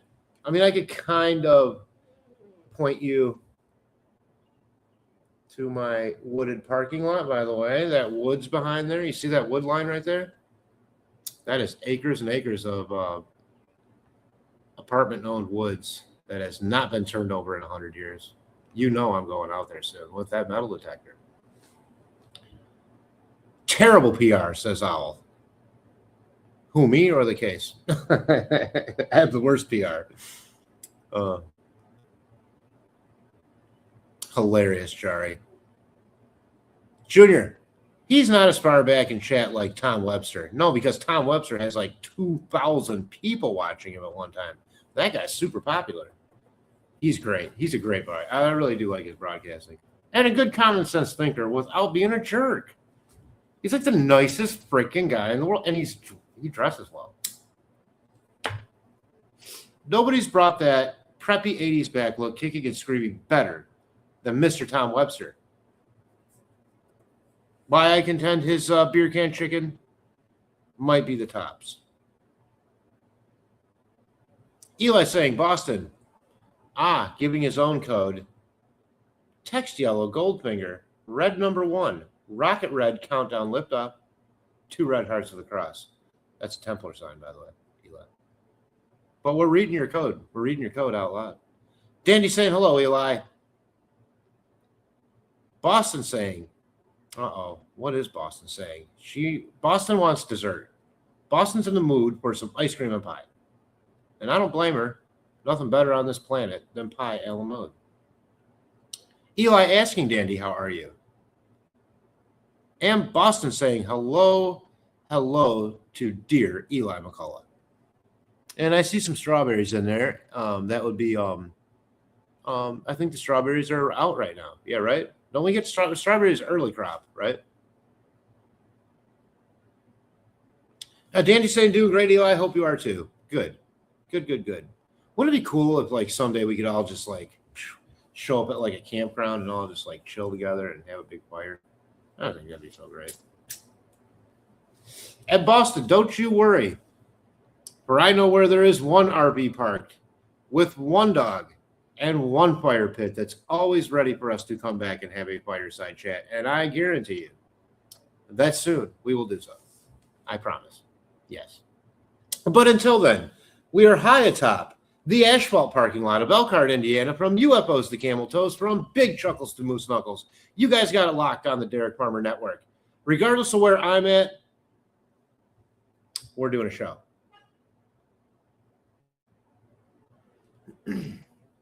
There is a reason all patents go through and are approved by the government. Yeah. So that the people that know too much can be murdered and their shit can be stolen, Dandy, in my opinion. Or they can just be bought out. Only for that then patent, that world-changing advancement, to be shelved or something dirtier and more profitable. And if these non-human intelligences that are here doing all this stuff really wanted to help us, seems to me they would have stopped the nuclear waste. They would have shown us and given us this propulsion technology so we're not burning up fossil fuels and ruining our planet. And perhaps they would have shown us ways to avoid pollution, both in the physical, air, and water sense. All three. But they're not. Seems like they're just observing us fucking up. I don't trust them. Never going to trust them. I don't trust anything I can't see, put my finger on, and know for sure is there. But still know it's there. All you have to do is look at the Kenmore family video, Kenmore being a pseudonym. When in 2023, whatever happened landed in their backyard. This is on a police vest cam. On several ring door cams, you see the green fireball go over. And green fireballs are something that have been happening since about 1945. And were very prevalent in the original sightings out in Sedona, California, and the desert Southwest. Why? Because green means it's a spaceship, not a meteor. And even they said this thing flying through the air in Vegas to the Kenmore family house was a meteor. It's impossible because they can see the air coming out and back of it is colder than the air around it and colder than the object itself. There's no meteor in history that doesn't put out hotter air. It's burning up in the atmosphere. Okay. These are all things they can tell. And then to look at the video itself, where over 20 times Scott Roeder, video analytics expert from a business called the Evidence Room, who has testified in over 1,500 murder trials. He says, these things are here. They're real. I guarantee it. He's also the same person that verified my own personal account. So I take his opinion, and not just his opinion, his professional, he went to college for this. His professional video analytics, both analysis and then also just even his sort of outer side look at some of these other cases where maybe he hasn't dove into the specifics of the case. Of course, he's saying realistically, look, guys, this doesn't pay the bills. Aliens don't pay the bills. And in fact, in his last murder trial, he told a story the other night on Quirk Zone, Jim Quirk's channel, where the prosecutor here in Michigan, I believe it was in Detroit, maybe it was LA, no, it was Los Angeles, started out New York, Brooklyn. I apologize, take it all back. He said people in Brooklyn really are more attitude. And the first question out of this prosecutor's mouth to Scott Roeder was, so we hear you believe in aliens. As if they're already ready to use that against him through his official analytics on a murder case. Well, after a couple questions, the judge said, shut up with that line of questions. It has nothing to do with this murder trial. But that's what they try to do to a professional, right? You get the eye roll. Again, if you're the one rolling your eye and saying none of this exists, that we're all crazy, you are now the conspiracy theorist. You are on the backside of the wrong information. Over 1 billion people have downloaded and viewed in the last 3 weeks the government files on UFOs. 1 billion. That's how much interest there is in this subject matter. And it's not slowing down. It's only gaining steam.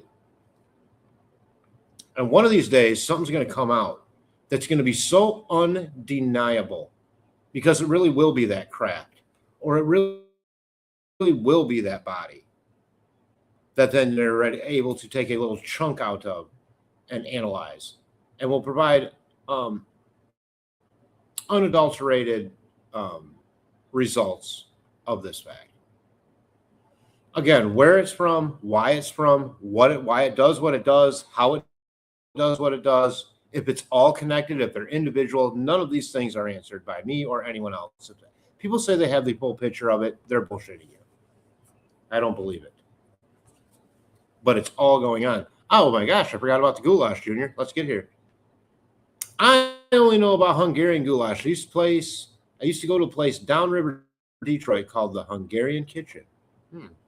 I bet that was great. Is that got kidney beans in it? You see, I do like the goulash, but I would request the kidney beans to be left out, and I'm not sure whose culture put those kidney beans in there, or if that was something we just did as a family to help build the pot. But I never cared for kidney beans. Why? They're shaped like little kidneys. It's gross. They're weird.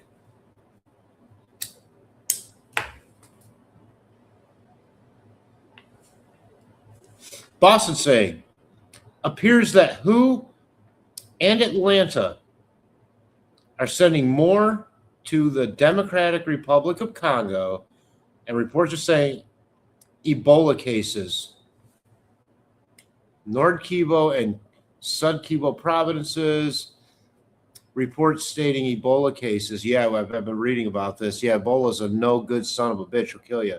It's got like a 90% death rate, doesn't it, Boston? I mean, it's not a good one. Of course, you know, the Democratic Republic of Congo, tortured by King Leopold of Belgium. He did atrocious things to the Congolese people, and he was a real asshole. King Leopold of Belgium. I enjoy places like that, Junior. It's real food made by people and not machines. Right. Yeah, they used to have a lot more of them, Dandy. I don't know how old you are, but every corner used to have like an old restaurant on it with some old couple like that were like Hungarian, making stuff like that. And the ones that were left, I feel like the pandemic really took a lot of that stuff out. Jerry saying, I love Chantu. Yeah, me too. It was actually a chance for Sleuth to do something on a side channel that didn't have anything to do with cold case murders or politics. Well, politics, yes, on Chantu. I liked it all on Chantu because it was a forum for everything besides murder. To me.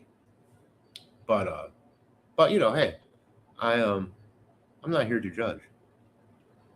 Yes, Jari believed Bill Schneider and Bill Cooper. Me too, Jari. The accounts, and then of course, I'm not sure what happened to Bill William Cooper. Probably murdered.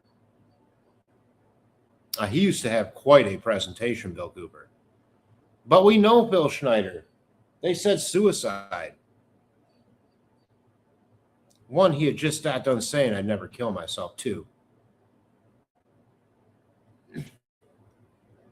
he used to have to wrap a rubber thing around his arm to inject himself for the diabetes. It was wrapped around his neck. But that's suicide. I don't buy it. I don't think Amy Estridge killed herself. You can see in the interview she was doing on television where she calls Hal Puthoff evil. Her hands immediately from here up start turning horrible shades of red and nearly bubbling live on camera.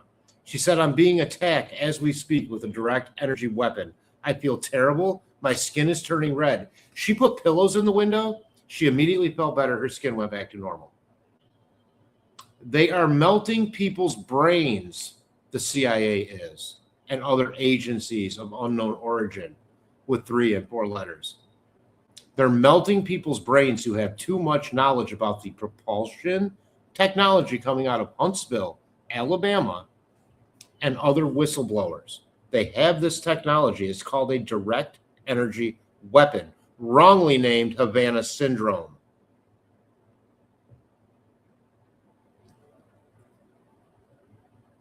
And Junior's saying it's closed down now. I think the young people weren't interested in keeping it open. Yeah, that happens a lot too. Someone's, it was such a way for immigrants to come to this country to bring some of their home recipes with them and open a greasy little spoon up in these big cities. Think Hamtramck, Junior. How much great case meats were in Hamtramck for all those decades, right? You want a ham? You want some sausage? Go to Hamtramck, baby. They make the best. Michigan used to also have very high standards in hot dogs. Hot dogs. Eckridge was based here. And, high standards in hot dogs. No bone. You don't want bone in your hot dog.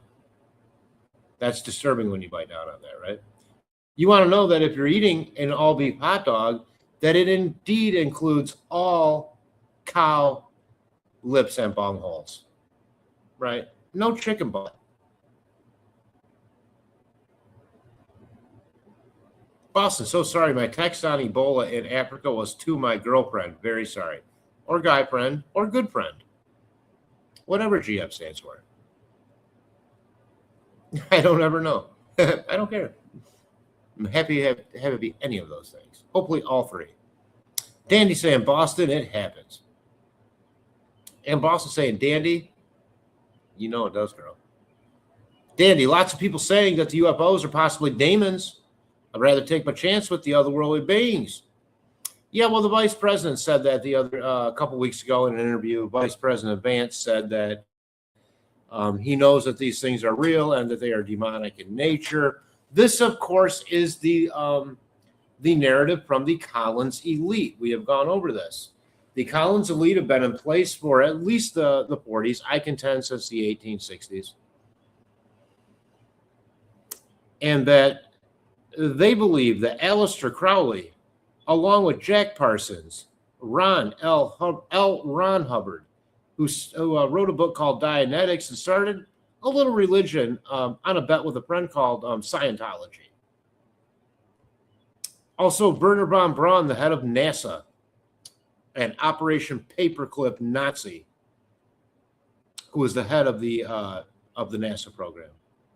All of them did esoteric rituals in the desert, led by Aleister Crowley, who was a well-known Satanist.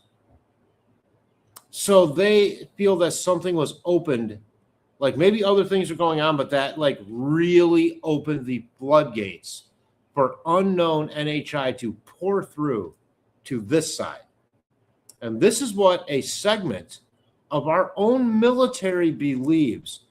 Again, if you're the one saying none of this stuff exists, you are the conspiracy theorist. You are the one that's not willing to look at the data points. You are the one that's not looking and listening to what your own government is telling you under oath, under threat of felony.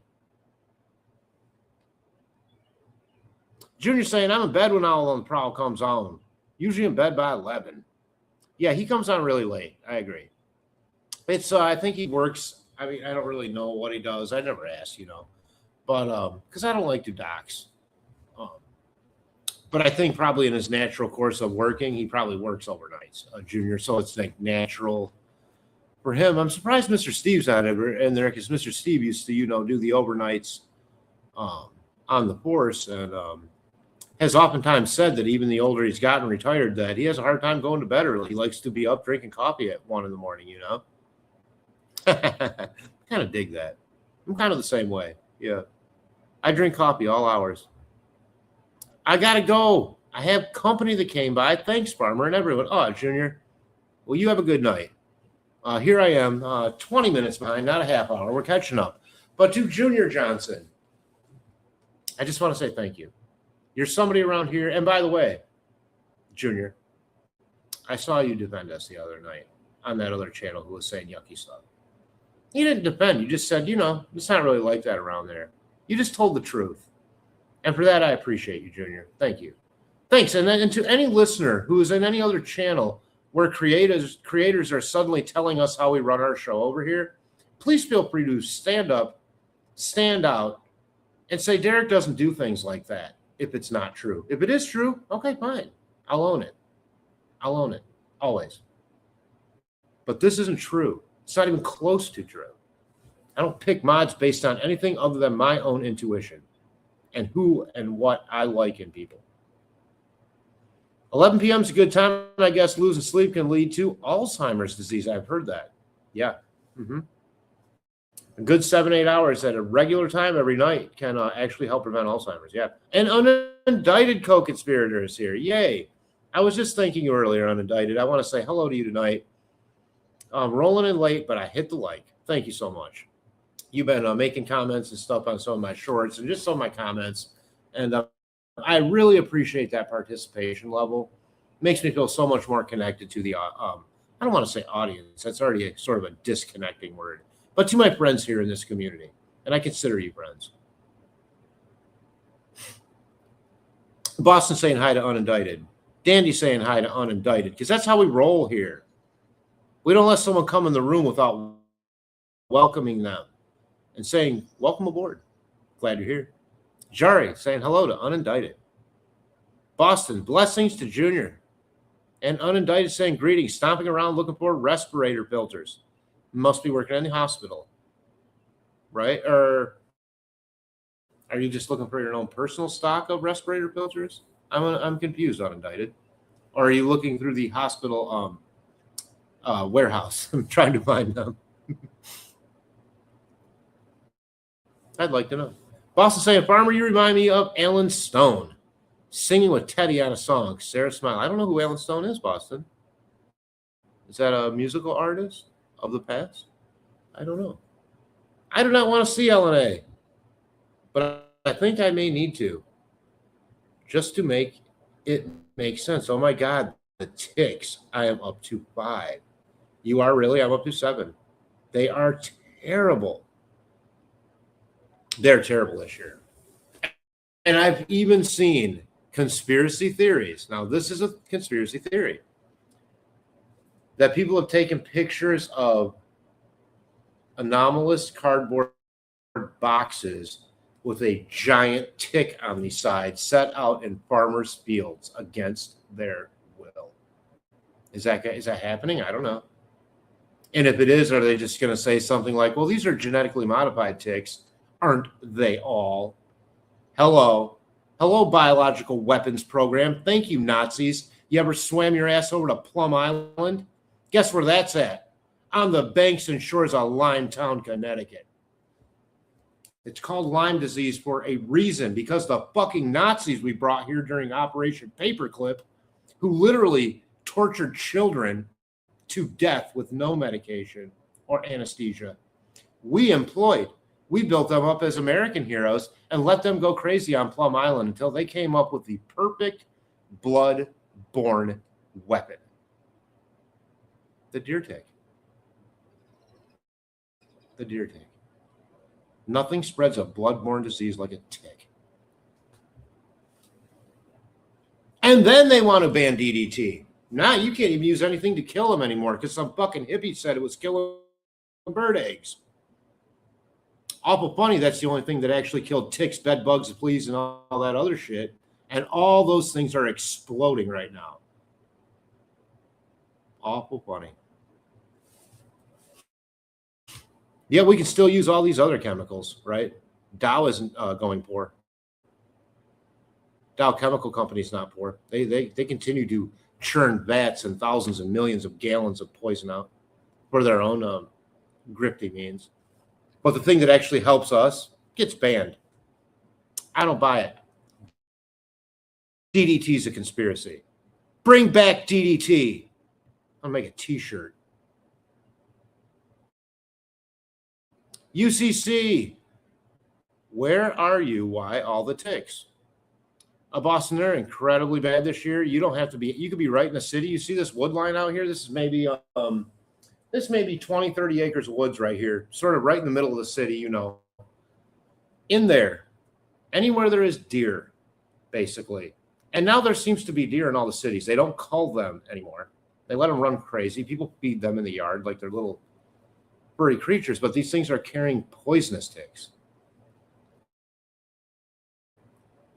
They are the vehicle. The tick is the delivery method. The weapon itself is the process that takes place when it bites you and what it basically does to you. And if you've ever had severe acute Lyme disease like I have, every joint in my body now has arthritis because of it. Every day I wake up in pain because of Lyme disease.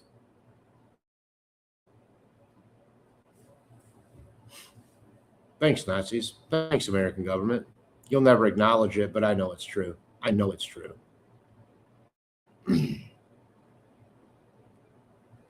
Dandy, is that the one in Cali? Yeah, I was asking that earlier about the energy tank. Dandy's saying that's a whole different emergency. The tank overheating is handled now. Thank God. That was the California one, right? And that developed a crack, which let off a lot of that pressure. Yeah. Unindicted saying, Boston, very rural bottomland, northwest Mississippi. Oh, wow. That's where you're at, unindicted? Holy hot, sweaty balls. Excuse my language. That must be just like a swamp. It's like, I mean, I was in a swamp too. I was in a meteorite crater. You know, it doesn't get much lower than that. But a lot of ticks. I've never seen anything like it. I mean, last year I thought was bad, but this year, both the last ones I took right off my own neck. And then I ate them like a red-ass baboon. And if I see a tick on you, I'll pick it off and eat it like a red-ass baboon too. Because I'm not afraid of ticks or Nazis. Dandy says, there was a scare about the tank in Cali. And yesterday, a paper mill tank imploded in Longview, Washington. Highly caustic materials basically melted the people right there. That's a terrible way to go. Just terrible. And that company, you know, no, I'm sure there'll never be any recourse. If anything, they'll just file bankruptcy and start over under another name, right? Right? like some kind of defunct, what was that? How many New Jersey chemical companies went defunct in the 80s, you know? American Cyanamid, Leaving All Your Shit, Love Canal. And we did a song last live we did. I played Love Canal by Flipper. Well, that song's not about anal sex, Love Canal. That song's about pollution and killing, and your children look like monsters because they have drank the water that pours out of their faucet.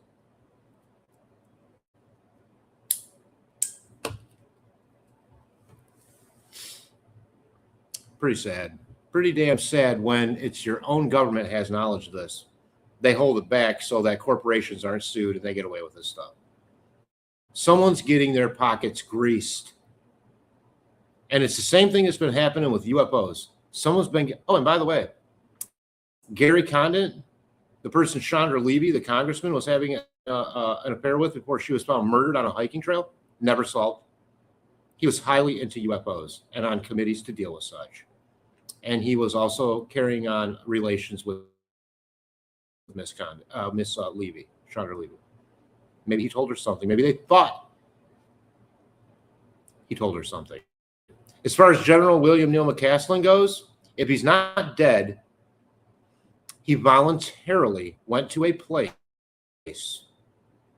where they're basically just going to keep him the rest of his life comfortable. Underground, deep underground base.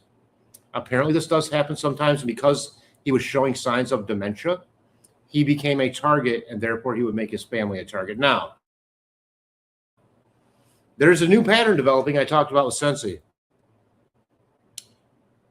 where the spouses of some of the missing tend to make it sound very light, and we don't know how this could have happened, but, you know, oh, well, he had some brain fog, so he just took off. And they don't act all that shocked. Another one is Melissa Cassius's husband.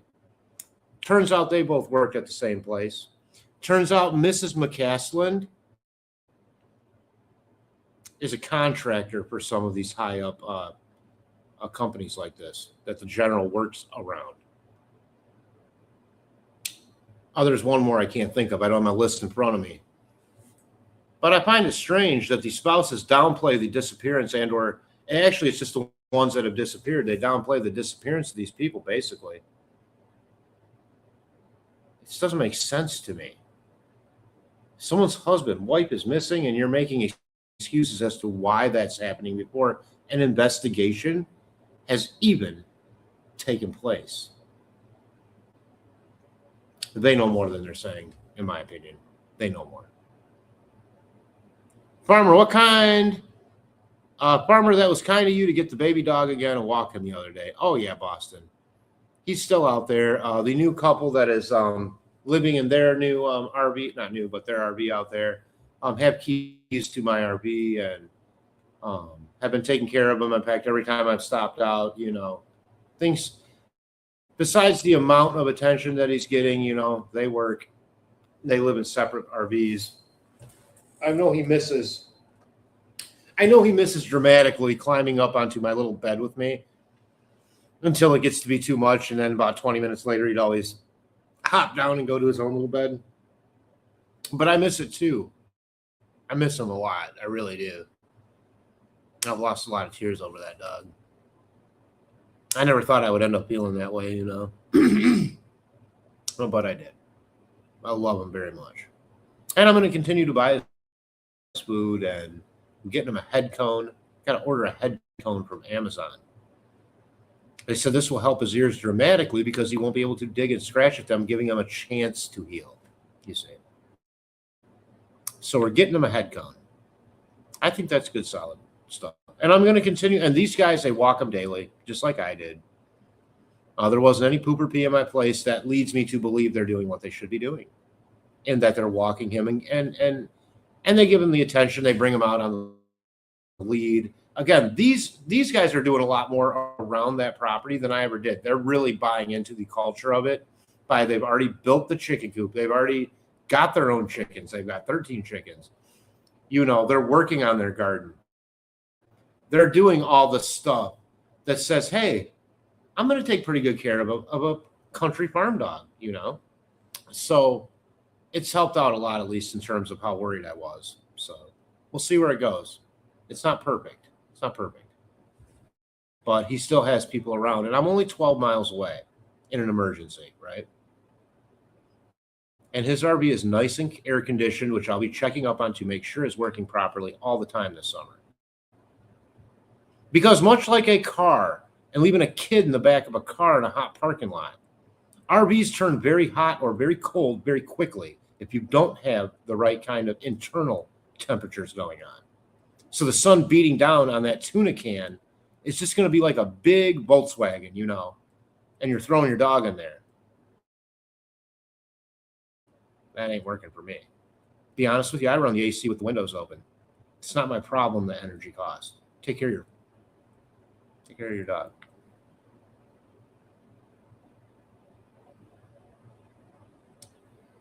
Boston saying UCC, that's unindicted. My goodness, they are just in the yard. I guess opossums eat thousands a year. Thousands a day. Well, yeah, sure. Possums are great animals. First of all, possums don't contract rabies.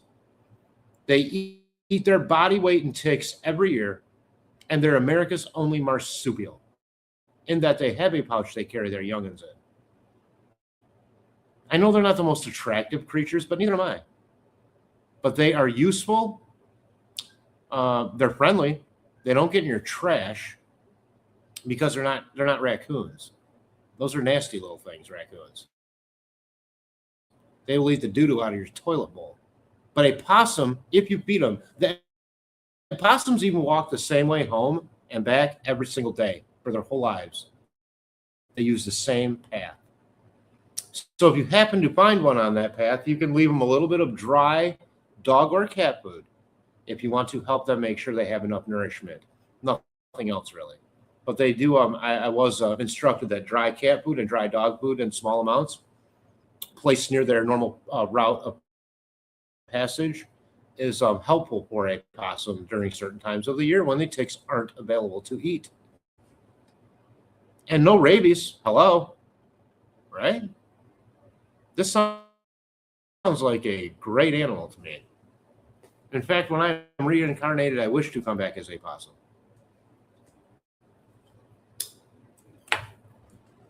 In my opinion, our government is evolved because these scientists figured it out and are a liability.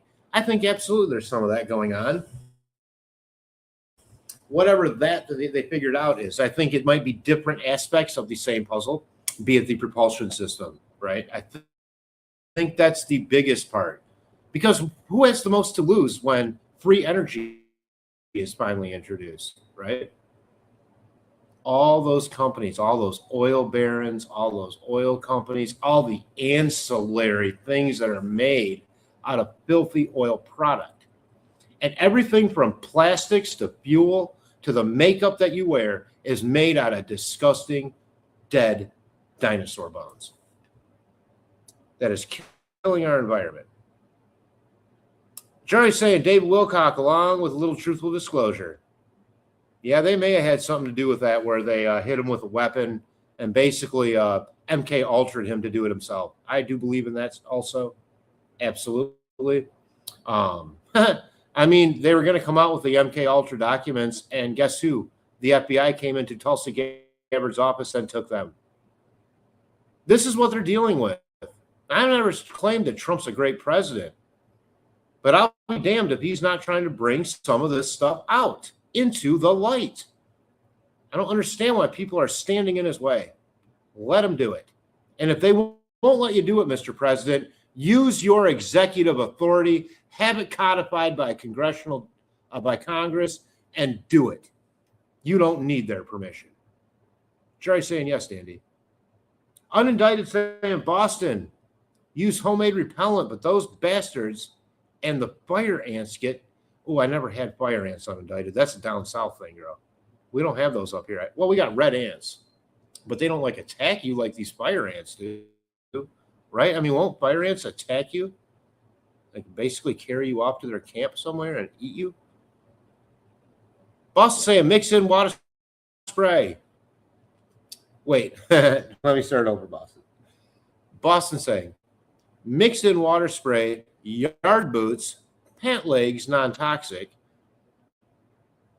I also put down crushed seashells. Yeah. Brilliant on the I can't say that word, crushed seashells. Why?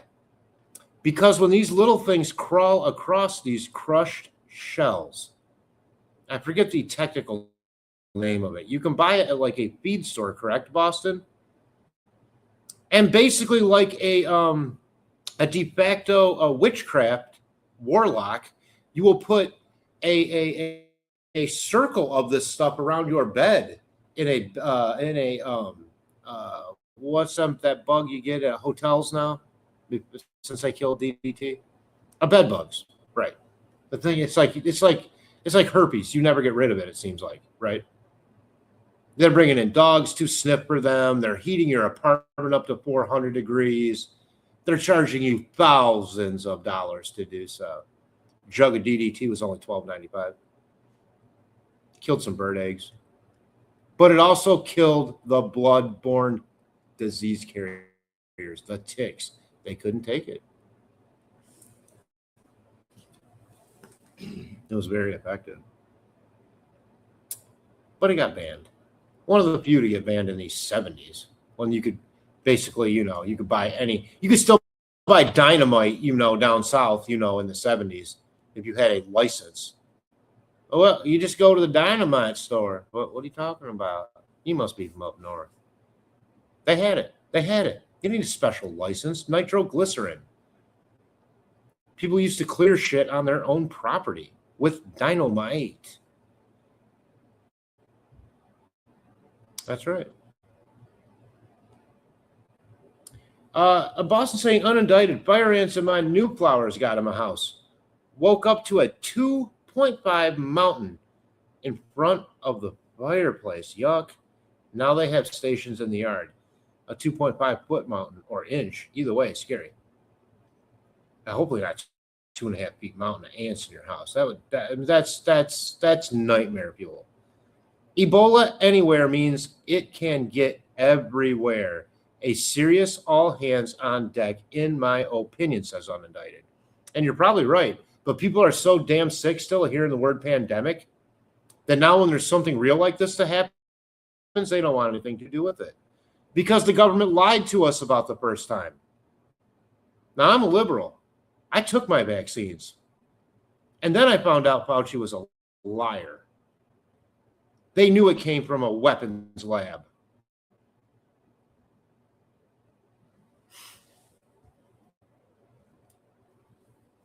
I don't like liars.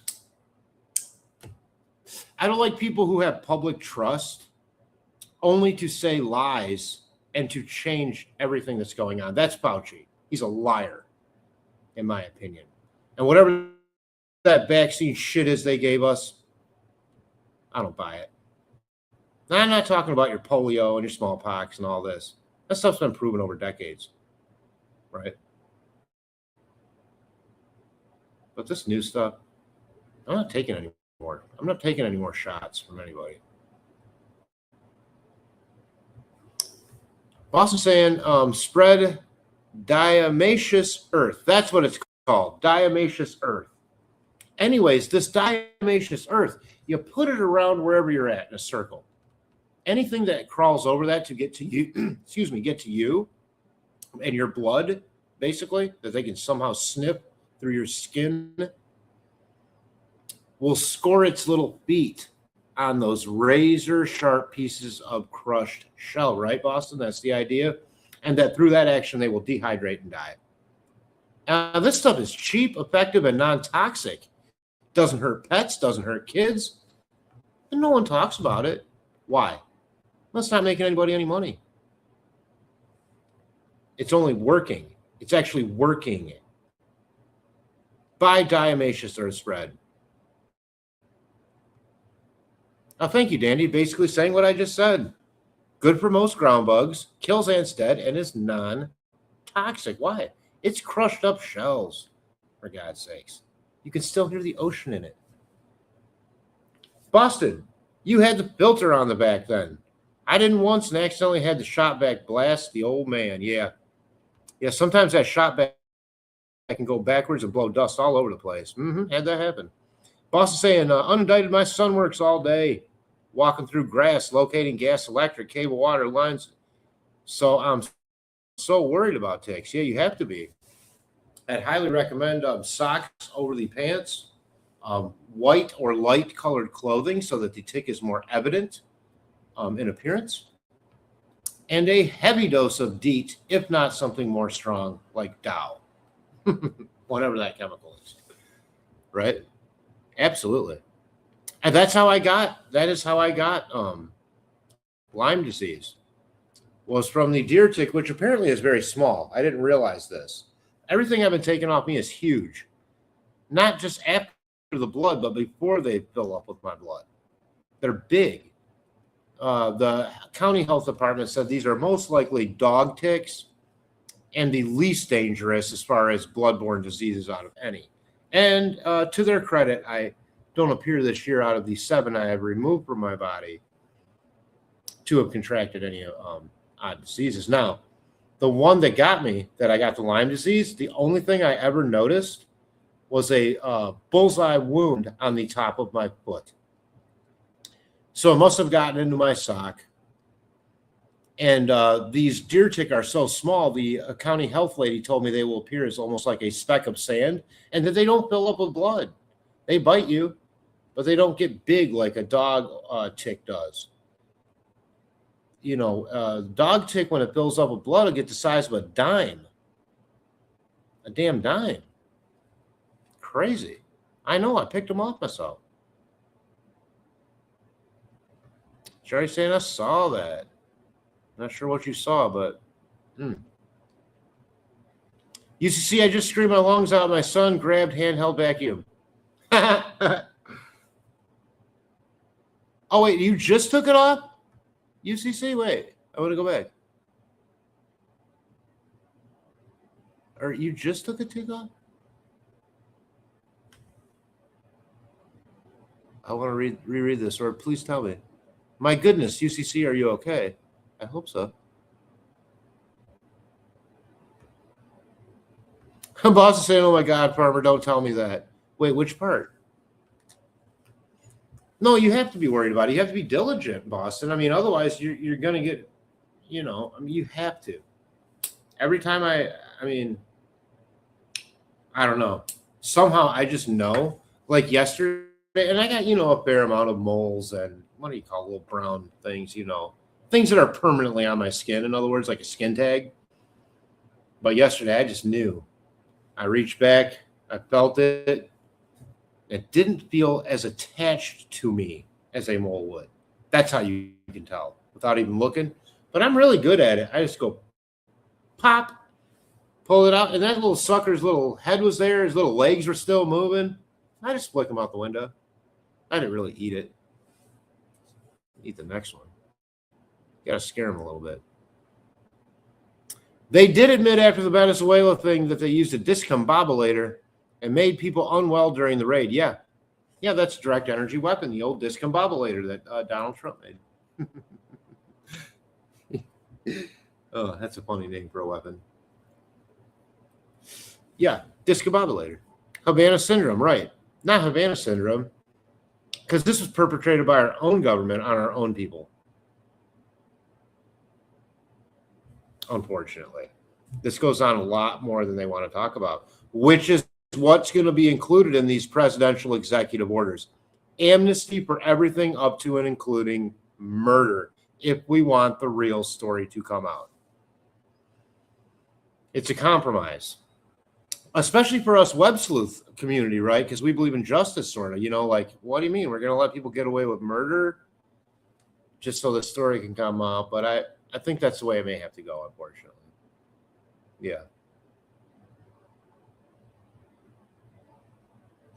Unindicted saying recent study in ticks found that they are electrically charged and that the static electric charge helps them get to you. I'm wondering if dryer sheets would help, possibly. Yeah, because they are electric. I bet they are electrically charged in that they could basically be up in a tree They can sense your presence without even moving the brush and drop down onto you. I always wear a hat. Dandy, do you think I can rub diatomaceous earth on my son's boots and pant legs? No, I don't think it would work. It would be too loose. I don't know how you do that. And anyways, rubbing diatomaceous on there may not stop the tick right away from doing the damage it's going to do. It's sometimes a slower process, I think, for it to dehydrate and die. I'm not sure it kills them instantly like a spray of a chemical would. I would recommend heavy doses of DEET, wearing, again, light colored clothing where the pant leg is tucked into the sock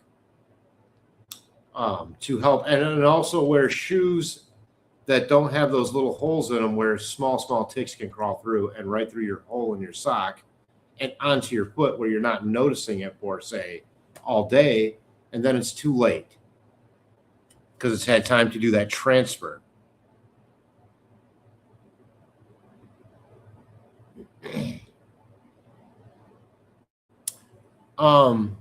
But maybe the dryer sheets may help. I don't know. Be worth investigating. Good idea, Unindicted. I am fine, but thanks for asking, boss. I have accidentally set the old man's hair on fire and sprayed him with fire ants. Oh, my God.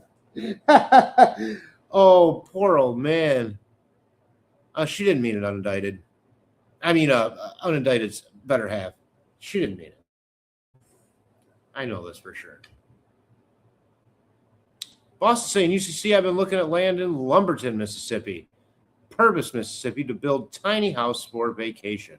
That'd be awesome. Don't forget about Indiana, Boston. You could look up here too. Boston, how about using a dryer sheet to make a sachet? Is that word, sachet? That's adorable. Dandy saying, Boston, I'm not 100% on that, but they don't like when you pour it in and around the mounds. Yeah, sure. Well, yeah, they leave and die. Anytime they crawl across it, it's cutting their little feet and killing them. It's so different without our pupper. Aw, nah, it's not that much different. Well, you can't hear his head shaking in the background. At this point, I kind of miss it, Like I'd almost kind of take some of that old-fashioned head shaking that he did, but I'd rather just get him healed up from that.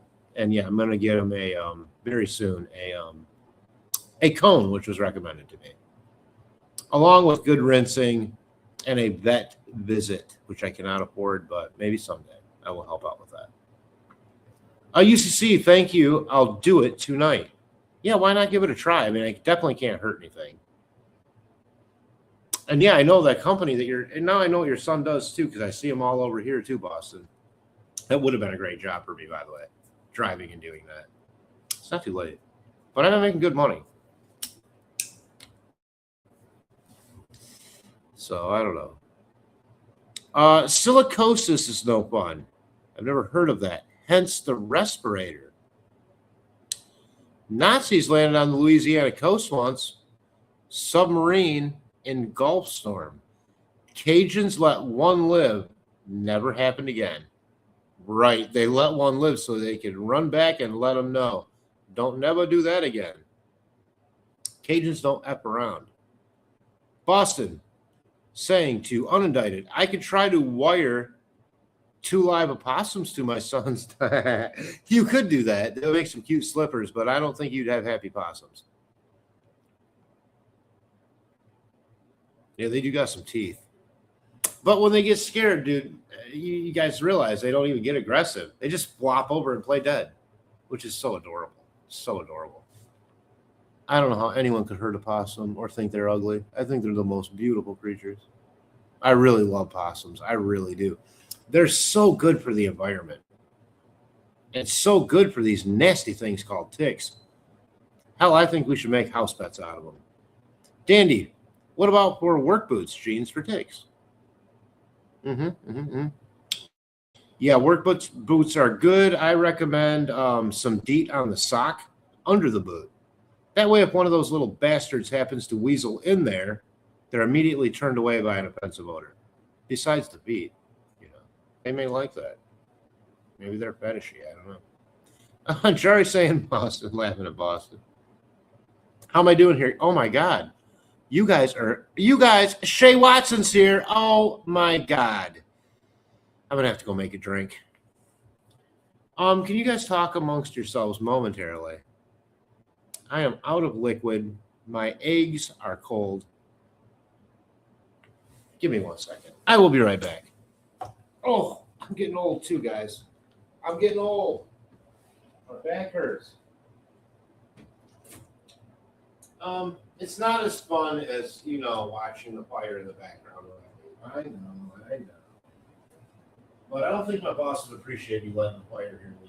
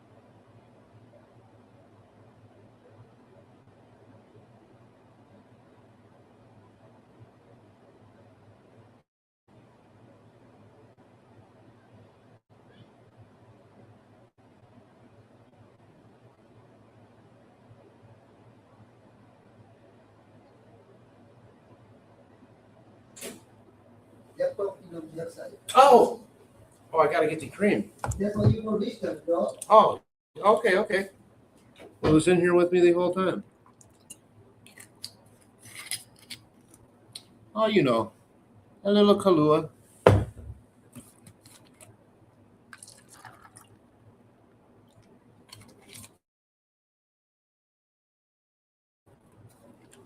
Vodka. I have to go get the cream.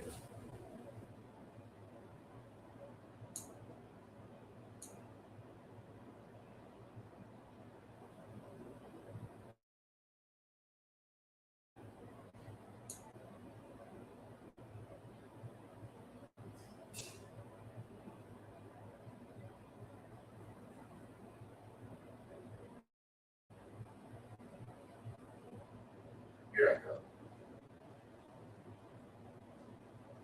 My boss said I should use a glass for my drink, that I look low class in a paper cup, and I tried to tell him I am low class. I am low class. Thanks, boss. He's a good guy. Everyone say goodnight to my boss, Kishmar. Well, you don't have to. He won't see. Unless he's watching the show. I do not know. Here we go. We're going to keep reading here. Shay is here now. Come back. There you are. Unindicted saying, I've had good results with both catmint, and catnip. In 91% isopropyl alcohol with some essential oils. Interesting. Yeah, that alcohol, excuse me, guys. Sorry. The alcohol will certainly end their life immediately. Jerry saying, Shay, good to see you. I agree. Shay, you're funny. Shay saying, what are we doing? Well, we've just been talking, basically. You know how we roll. It's a lot to go over, but it's basically nothing either. You're not missing anything. At the same time, we have gone over a few things. The presidential executive order, I think, is coming on disclosure within the next week or two. I invited one Skip Jansen, who's not with us tonight. Wait, Hiawatha's here. Wait a minute. Have you been here the whole time? You snuck in on me, my sister from another mister. Unindicted, I make topical sprays with isopropyl and 90 proof vodka for ingesting. Good stuff. I don't know. That sounds very Olympia Dukakis-y. Not Olympia. She was an actress. I'm sorry to Miss Dukakis' family, the actress. I meant the presidential candidate, Mrs. Dukakis, who drank the isopropyl alcohol with her peanut butter sandwich. Because alcoholism is real and dangerous. Unindicted, I make we did that one. Sorry. Hiawatha saying, oh, hi. Just acting all nonchalant and shit. Yeah, you missed all the UFO talk. I was like, oh, if Hiawatha was here and Jari, they would understand exactly what I'm talking about. Because you are the two most versed in the historical aspect of this phenomenon, right? I mean, there's not a story that I have discussed on this channel that Hiawatha, in my opinion, hasn't already had previous knowledge on. With the exception, Hiawatha, of one state legislator who indeed gave us disclosure, and I did that show a couple months back, and you said, I had never seen that before, Farmer. Good on you. And I thought, wow, I found one that she didn't know about. I can't think of the guy's name now. Rory Rockenbacher or some shit. I don't remember. It was really compelling, I thought, though. Ashay saying, I'm totally lost in the topic and conversation. Nah. No, just make your own. We'll start with whatever you want to talk about. Dandy saying, Hiawatha, you were summoned earlier. Good to see you. My sister from another mystery. Good to see you. Unindicted saying, Shay, hey, we were talking about a variety of stuff. Yeah, you know how it goes. People say what they're doing in life. You know, Junior was in the room. He's been walking a lot. Goes to bed by 11.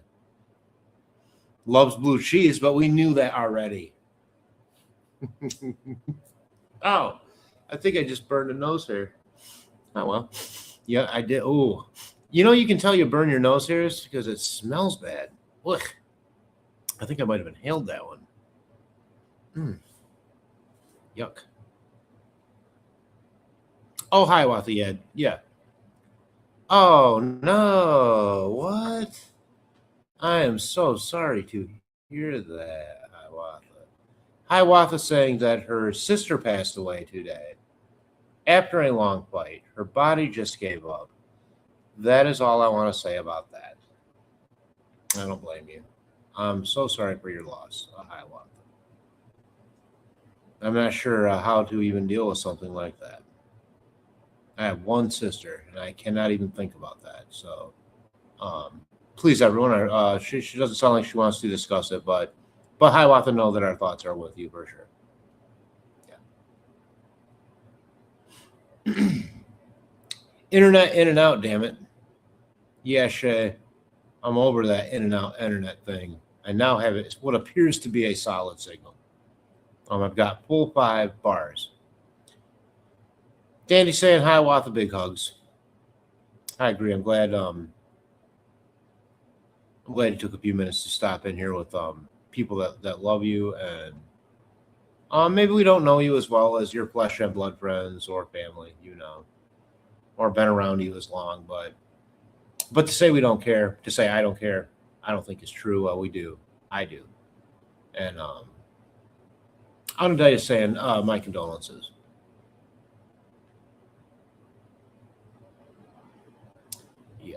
Yeah, I think we all feel the same way. Yeah. I mean, all I can say when it comes to me and my sister, even though she's older, I hope I go first. I really do. Because I don't want to even deal with that. Yeah. Mom's one thing, but like sister. Jari. Sorry, Hiawatha. I won't bring it up again. It's just hard because I'm like thinking of how it would affect my own life, you know, and it's no good. No good. That's no good shit. Right? Other than maybe someone's not, you know, at the same level of suffering that they were. You Hiawatha Jari, hey there, and hello to everyone else. Hiawatha saying, thank you. And Unindicted saying, get the food grade. Wait, food grade what? Diatomaceous earth has food grade level diatomaceous earth? Oh. Oh, let me go back a little bit. Hang on. Okay. And Dandy's saying it's super cheap too. It is, especially for what you get out of it. Yeah. Shay saying, yeah, diatomaceous. Yep. Yeah, we were discussing that. We've been ticks have been quite a just both for Hiawatha and Shay, who both just got here. I'd say a good half hour, 45 minutes. We would talk about the ticks tonight and my conspiracy theories with how all that originated on Plum Island, but also just the fact of what they are. They're like these terrorists in these little bodies. I don't like them.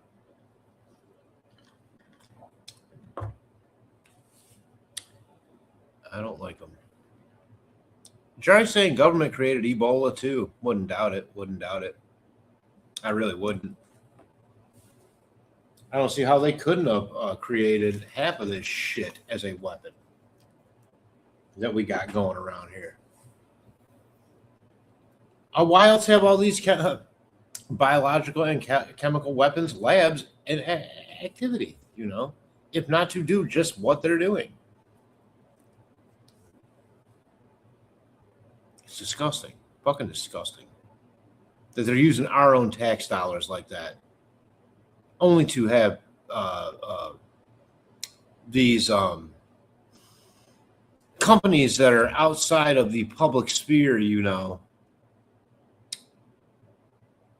FRDCs, Federal Research Development Centers, FRDCs, yeah, they're killing us. Yeah.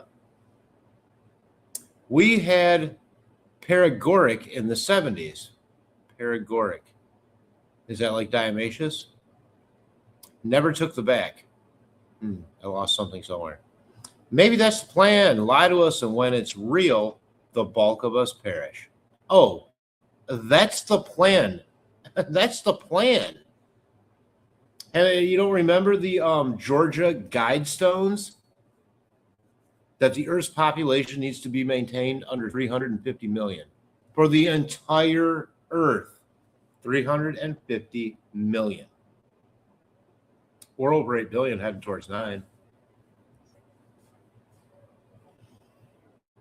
They're going to try to take us out at some point in big, big numbers. And they're going to succeed. Big drop. I don't trust them.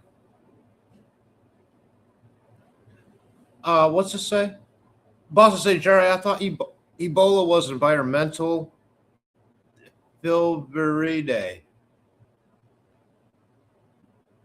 family of several viruses. Doesn't mean the government didn't make it, Boston. You know. Seed ticks.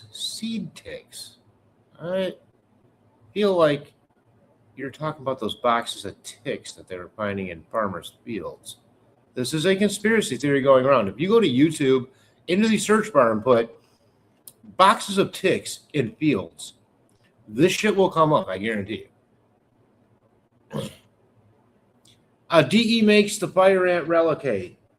Diatomaceous earth makes the fire ants relocate. They go to my elderly neighbor's yard. I have to use surrender on them. They don't need the stress. Right. Yeah, these things do stress people. Hiawatha, is anyone else having trouble with the sound? Like Derek's talking and it's delayed. I went out and came back in, didn't help. Is the sound okay, you guys? Wait, what's going on? Hang on, let me try something. You got to tell me this stuff, guys. Why is it taking 2 hours into the broadcast? Hang on. Tell me if that's any better. Please tell me if that changes anything or if that is any better. Hiawatha, I thought it was just me, but he is more than understandable.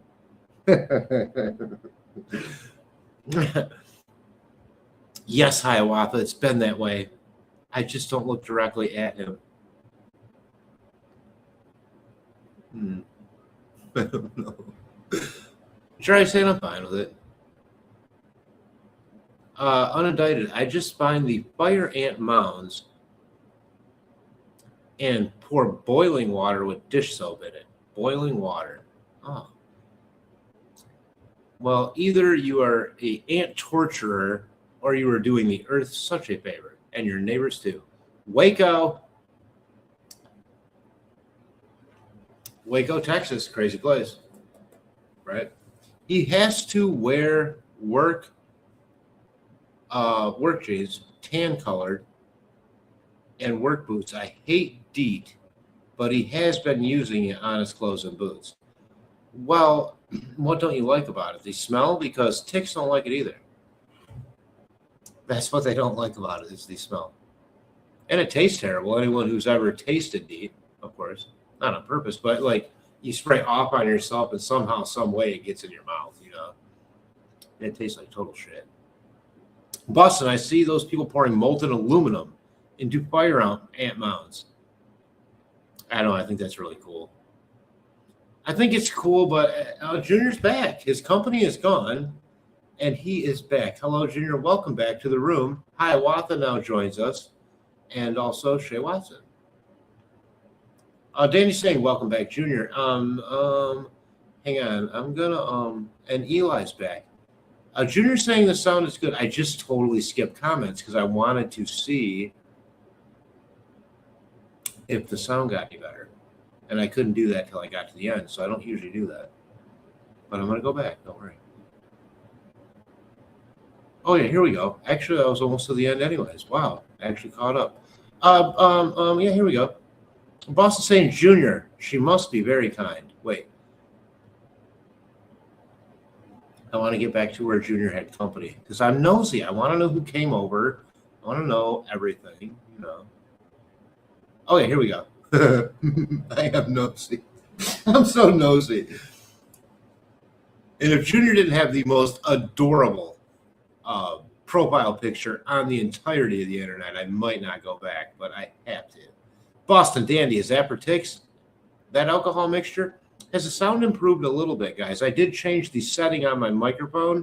I have a feeling like one is more echoey and one is more solid. So I'm hoping that took care of it because I don't have I do not have any other apps open in terms of like YouTube or anything else that could be streaming my signal. So let me just close out this one extra tab I have. Well, let me know. I'd like to know. And that way I'll leave the microphone then on this setting. But if it's not, then I will go through a series of tests after this show where I'm listening from another place and I will figure it out. Because I've said one thing all along. In 2026, even if you can't get the video to be solid, you've got to have the sound solid. I got to have that, you know. It's necessary. A Boston asking or saying, Junior, hi. Oh, no, she's asking, hi. Was it your neighbors running over to see you? Boston's nosy, too. I like that. And Junior finally coming out with it. My ex-wife. I mean, did she take the air conditioner out early again this year, Junior? Came by to plant some flowers and water the garden. What a sweet ex-wife. I wish we all had ex-wives like that. God, many of them. Many ex-wives that were sweet like that. Eli's saying he's back. I'm sorry, I'm still on, Eli. Oh, you can't shut me up sometimes, bro. I haven't been on in 3 weeks, you know. I have to get through these comments. Or I haven't done my job. Boston saying, Junior, she must be very kind. She has to be. And Dandy's saying, welcome back, Eli. And Eli saying, thank you to Dandy. Jari's saying, sounds like a nice ex-wife. It does sound like a particularly nice ex-wife. By the way, just because you get divorced from somebody or you don't have things in common anymore, right, doesn't mean you have to be mortal enemies. You can still be friends and even rediscover some of those things that you liked about each other before you started making coitus in the first place. How great is that? How great is that? I think it's great that people can remain friends, especially when they have children in common. And I don't have either. But I always hats off to people that can maintain a familial relationship with their baby mama or daddy, right? This to me shows a sign of adulthood, of someone who's trying in life to grow, to advance, to teach the right way to do things, and to be a good example for their community. Yep. And to not be some jealous little bitch if someone finds someone else that they love more, and to be able to step back. And I know that's hard. Okay. But to be able to step back and go, I'm actually happy for you. You're happier with this person than you ever were with me. They brought out more in you that I never saw. So now you're friends with two people. The new one, of the new mate of your ex, and so forth. You see, it can be a really positive environment, in fact, for children of divorce to be raised in an environment like that, when they can actually step in and go, wait a minute, my parents were divorced, and it wasn't like what all you were saying. It wasn't like this horror story, right? Where everyone was fighting and absconding with children across state lines, and Amber Alerts, and terrible, fist fights and jealousy. And I'm going to get even with you. Hey, let me tell you something. If you're getting even with your baby mama or daddy, you're hurting your own children. And that's selfish behavior. Take an example from one of our good listeners, Junior Johnson. Be friends with your ex. Probably still cooks his ass dinner. And I bet it's good. Eli saying, how you doing tonight, Dandy? Boston saying, Eli, I'm doing, if I only could decipher Boston's secret code one of these days, maybe. But she's doing good. Those look like good emojis. And Eli giving it back to her. Very good. Very good. Danny saying, Eli, sweating like a woman in church right now, but I'm good. Oh, I'm sorry. Not woman. Well, you all can read that. I love it, Dandy. And so did Eli, for that matter. Dandy, I jumped in the cold shower for a few. It helps.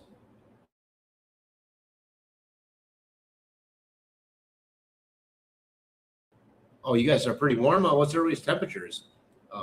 Here degrees today. I took 2 showers in one day and did laundry all in the same.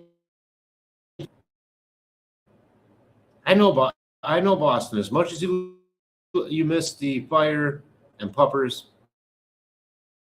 it was nice to take a hot shower after work, cook something on a stove, and do a load of laundry so I don't smell like an old mule. It really was. So we'll get back to the fires. Don't worry. Danny saying Boston, I will after the sun sets. It's pointless otherwise. The sun at 4.5 thousand feet is brutal. Yeah, you're about as high then as I was in. Man, no, Fort Collins is only about 3,000, 3,500 feet. So Boston saying, and unindicted, my fire ants came trick. The neighbor of the killer that lived on David Waite ended up raping and murdering his own sister and was finally caught for it. I only knew him as a little boy, though. He was a weird fucking kid. Someone you might say might do something like that. He looked like Damien the Omen. He would just stare evilly at me. He was a couple years older than me. But his mom bought a case of bananas from the Kroger and brought home a family of black widows in those bananas. Black widows in your bananas. Oh, girl, you got black widows and no bananas. You check your bananas lately? No thanks. No thanks.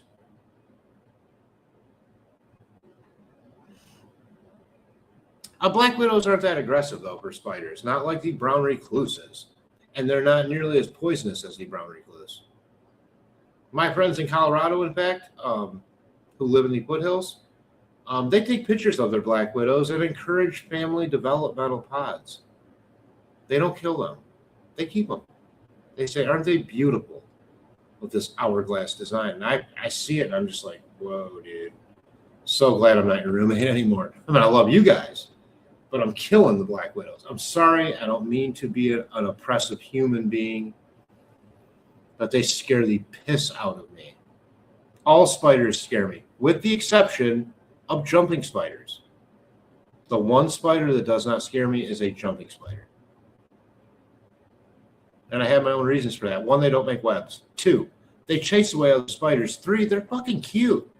You ever blow one up on camera? It's got like these big fuzzy eyes. And it's just like this goopy looking spider. It doesn't even look mean. So jumping spiders are okay in my world. And no matter how big they are. And no matter where they could jump on me, I don't care. I welcome it. A boss is saying, Junior, is the house you're renovating now the one you are living in now where the garden is? Now, are you renovating that entire house, Junior? I thought you were just doing the garage. Maybe I didn't hear everything. Jari, you know my thoughts are with you. And Jari's saying to somebody in the community, you know my thoughts are with you. Probably Hiawatha. I imagine you all know me better than my family. You are my... Oh, that's sweet, Hiawatha. That is sweet. That's really awesome. Good. I mean, not good. I mean, I want them to know you better, but I mean, I'm glad you consider me that way. And I'm pretty sure there's a few people also in this community that feel the same way about you. It's one thing to talk about, guys. I mean, it's another thing to be friends with somebody over several years and to understand them as people. I'm not saying that I understand any of you as people. But for online digital landscape, I bet you dollars to donuts. This community right here on the Derek Farmer Network, we all understand each other better than most communities understand each other on this digital landscape. And Hiawatha demanding we get back to the UFO talk. Oh, we will, don't you worry. But that's what I feel. Boss saying, Dandy, it's cool out now, but it hurt my knee. It's been bad since COVID, but I pour ice cold water onto both knees. You do ice treatments at all, Boston? I mean, I found that was the one thing that helped when I fractured my ankle was elevation and icing. Elevation and icing. Yeah. Boss is saying Hiawatha. And you know what boss is saying Hiawatha. Cherries and brute, ice cream, little teddy bears and shit. Hiawatha saying unindicted. Did they put parabolic on our pot? What's parabolic? On our pot. They do spray the pot with something. There's one place in this whole area called Green Rhino or Green something. It's this kid owns it. I say kid, he's only in his late 20s. It's his own independent weed shop. And his whole thing is like all pot is irradiated, whether it needs it or not in the state. It's policy. My pot's not irradiated. It doesn't have, there's no proof that any of the shit they're irradiating for is even in the pot, in other words. And so he doesn't do the irradiation stuff. He got a special license not to, because otherwise it has to be. It's mandated by law. Junior's saying, I'm not really renovating my house. I'm painting and fixing up 3 spare bedrooms for an office. Oh, no, I have dirt on my screen. I'm sorry. Wait a minute. A spare bedroom. I'm sorry. There's a dust mite or something on my screen. I'm not really renovating my house. I'm painting and fixing up a bedroom for an office. It's the house with the garden. Yes, so that's where she's at. Yeah, the house with the garden. Yep. I wish my knee didn't hurt so bad in this rain. Not raining here. I'd go make a bowl of strawberry cheesecake ice cream. Well, how do you make a bowl of strawberry? Wait, does it start out strawberry ice cream and you're adding your own cheesecake chunks? Or are you referring to making a bowl, just scooping out strawberry cheesecake ice cream from the container into the bowl and saying that you were somehow making this? Or do you mean you are making literal flavors of ice cream in your own kitchen? I need to know.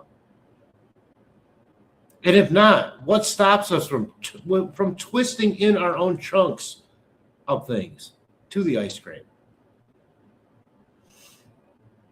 I want that. I want it now. I love cheesecake. I love it. And Junior's saying sounds good to me. Yeah, me too, Junior. Junior, it's almost finished. And Jari's saying the sound is fine. It's just not simultaneous with your mouth movement. And that disturbs me. I want to be synchronous.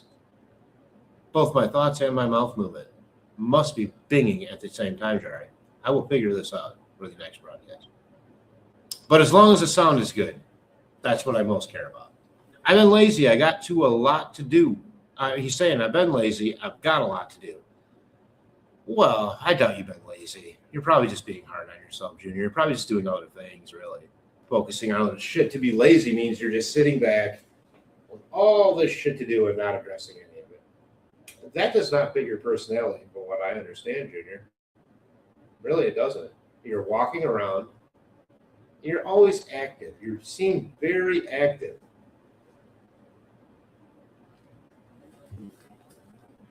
Just saying, Junior. Don't be too hard on yourself. There's a bit of a delay, but it's good otherwise. Okay. I knew what you meant. Dandy. I'm good at this. And Unindicted is saying it is better, though, to some degree. Hiawatha Jari, yeah, the sound's fine, but his mouth isn't matching. Have you considered that I am doing that myself as a ventriloquist trick? Then perhaps I'm throwing my voice. Okay, never mind. Danny's saying, Unindicted, you got fat fingers too. Oh, yeah, I got fat finger disease. Unindicted, and in breaking news, not a geode, but agate. Ooh, agate bands. I don't know what this means.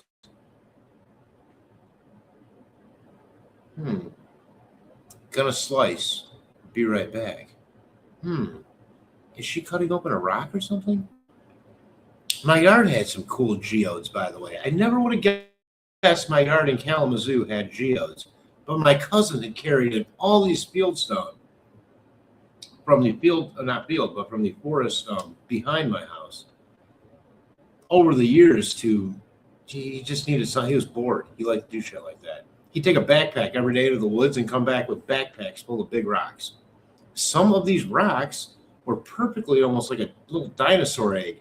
And then you crack it open, it's got the most beautiful crystals inside. Quite amazing.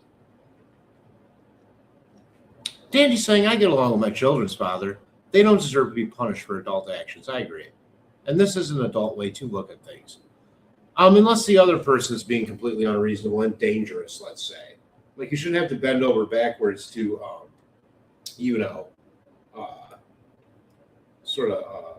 placate somebody who is violent or not doing things appropriately. And that's not what I'm talking about.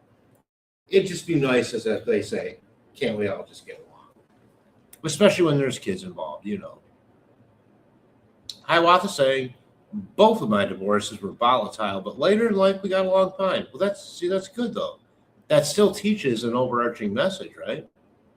That it doesn't have to stay that way, and that there's a chance where you can actually maybe not make peace with people, but you can at least make times where the rest of the population around you isn't so uncomfortable because of your actions, right? That's all we ask. And it's just still, I contend, it's great for both yourself as a growing experience and for any children involved. And pets, for that matter.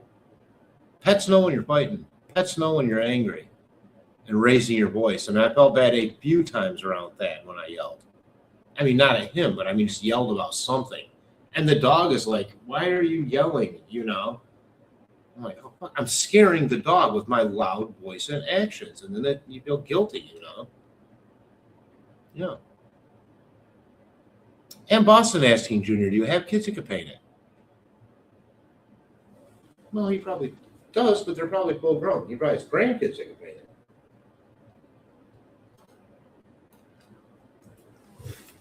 And certainly I would help out painting it if I was an Adrian. One, I'm a great painter. You guys saw my house. I did a pretty phenomenal job on that house before I lost it. Dandy's saying jumpers are actually really cool. We have a huge one that goes room to room where the plants are. Yeah, they're territorial. They actually like mark out territory, and they're like, we're not letting any other spiders come in here. And it's the other spiders that want to crawl on you and bite you in the night. Those innocuous little green or yellow, what they call house spiders, those are some of the most vicious bastards. And again, we know brown recluses are, if you happen to get mixed up with them, they can be aggressive. And no. Wolf spiders. I don't even like to say the name. They freak me out the worst. These things, they crawl across the floor so fast. These wolf spiders, and they're big. It's almost like they're tumbling across the carpet, like flopping somehow. Their big old legs just sort of going boom, boom, boom, boom, boom, you know. I don't like it. I really don't like wolf spiders at all. Boston saying, Junior, I have a 1900, an old 1900s, early 1900 library desk in the weight room in the basement. I wanted to turn into a family room, into an office, but I fall asleep on the sofa all the time, looking out at the night sky through the patio door. Oh, I bet that's lovely. Weight room. Probably for your boys. That sounds like such a Boston thing too. Even though I know you don't live in Boston anymore, but you know, of course your kids had a weight room. Junior saying, I like painting and I'm very picky. I wouldn't let the kids paint my house. You crazy, Boston? I actually like painting too, Junior. It is actually a zen time for me. I enjoy just as much scraping as I do painting, and priming as much as I do painting, if it's an outdoor job. Indoors, you shouldn't have too much scraping, or maybe some priming. Should be some priming, but. And I really like Sherwin-Williams. And for primer, I really only like what is called. I can't think of it now, but it's thick. I swear, like peanut butter. This primer. I mean, I just discovered it when I painted my house in Kalamazoo. It's so thick. You can sit the stick right in the middle of the 5-gallon bucket of primer, and it doesn't move. It's wonderful. Goes on like velvet. And then I like Sherwin-Williams contractor quality paint, which also goes on like smooth velvet. And it's hard. It's a hard shell. Like, when you go to the soft ice cream shop and they dunk your cone in that chocolate and they take it out and somehow the chocolate freezes right away. This is what like Sherwin-Williams contractor paint is like. It makes like a hard ice cream shell, chocolate shell on your house. Yeah, I like that. Fills in all the yucky spots, holds all the loose spots together. I do enjoy painting and scraping. And I don't enjoy siding. It's boring. I do like this new style, guys, as we're rounding up on 3 hours. This new vertical metal siding that people seem to be both updating and making new builds with. These sort of enormous things. They look almost like an old pole barn. But inside there is like a house somewhere, like a hot tub, and a garage door big enough to pull a full-size RV. This is what I like. This is what I would like to have. I would like to just more than deliver to them. It might be nice to have one someday, but these are very expensive, so maybe not. I type paregoric. And we believe you did. Boss is saying hi, Wath. I'm so sorry you went through that, but happy for it's peaceful now. We all feel that way, yeah. My grandma would give me paregoric. I still don't know what that means. Paregoric. I mean New York style cheesecake. Looking at it gives you love handles. Yeah. Oh, you make a mean, I'm sorry, New York style. Now, what is the difference between just a regular cheesecake? Okay, what's the difference between a Detroit cheesecake and a New York style cheesecake? I would like to know. I just fixed myself 2 bacon, egg, and cheese muffins. I love those, by the way. I got a thing that patches my eggs. Tastes better than Mickey D's. Okay, yeah. I bet patches is the wrong word, maybe. Maybe not. Mickey D's is the only thing that Mickey D's does well. Hiawatha, I will agree with you. To me, is breakfast. For fast food breakfast, I'm going to McDonald's. But if I want a fast food burger, if it's not Burger King, it's probably Wendy's. For the big places, the big 3. You got McDonald's, Burger King, Wendy's. But I typically like Burger King lately because I think they've been trying harder. Their product seems to be fresher. I use the app, and they make it fresh for me. I go in and pick it up. I rearrange it how I want. I like Burger King way better than McDonald's. McDonald's makes me feel ill afterwards. But not the breakfast. Just the green burger. Poaches. I knew you meant poaches. I knew you meant something other than patches. After all, Patches was a clown's name. I love you, Hiawatha. Junior, just have a hard time getting started. Once I get going, it won't take long. Yeah, you're right. That's how painting is, too.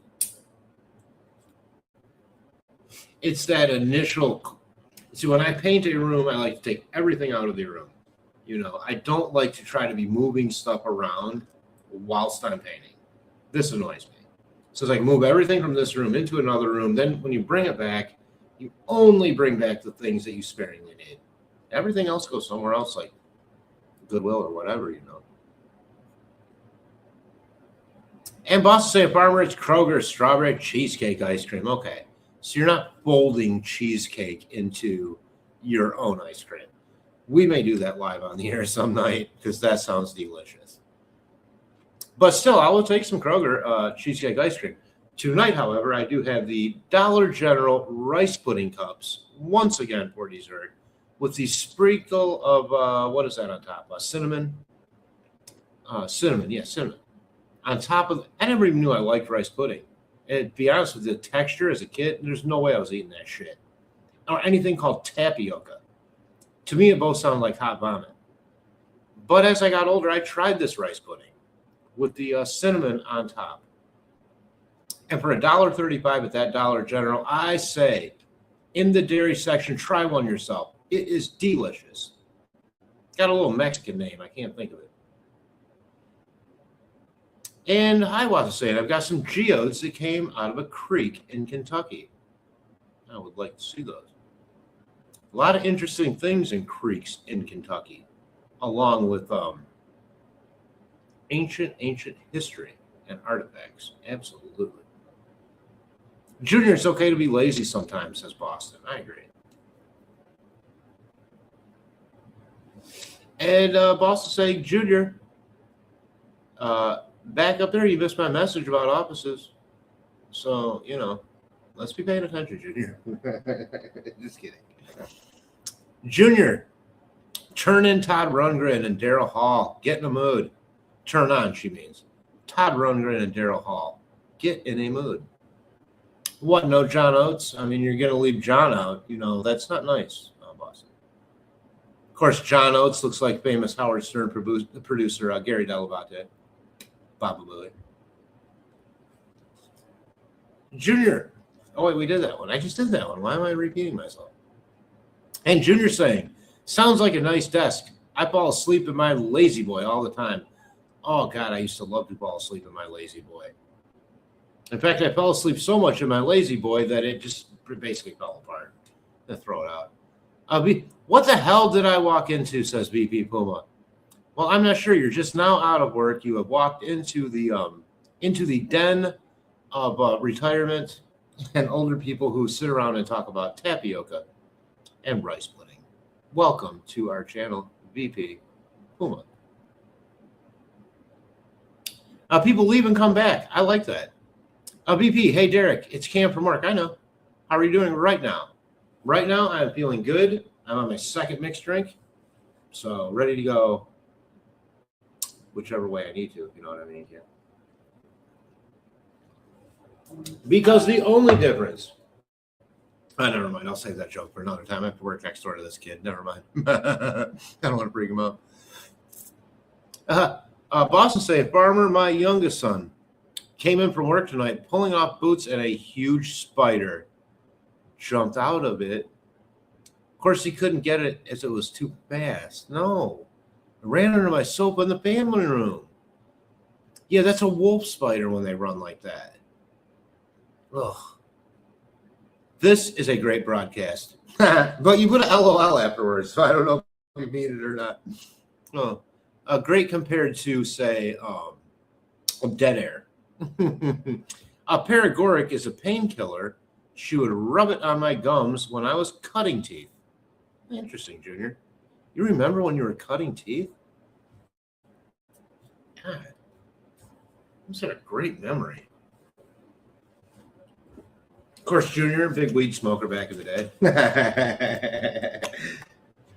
But not in many years. Oh, but the Camino, made by a company, the parent company would be something called Kiva.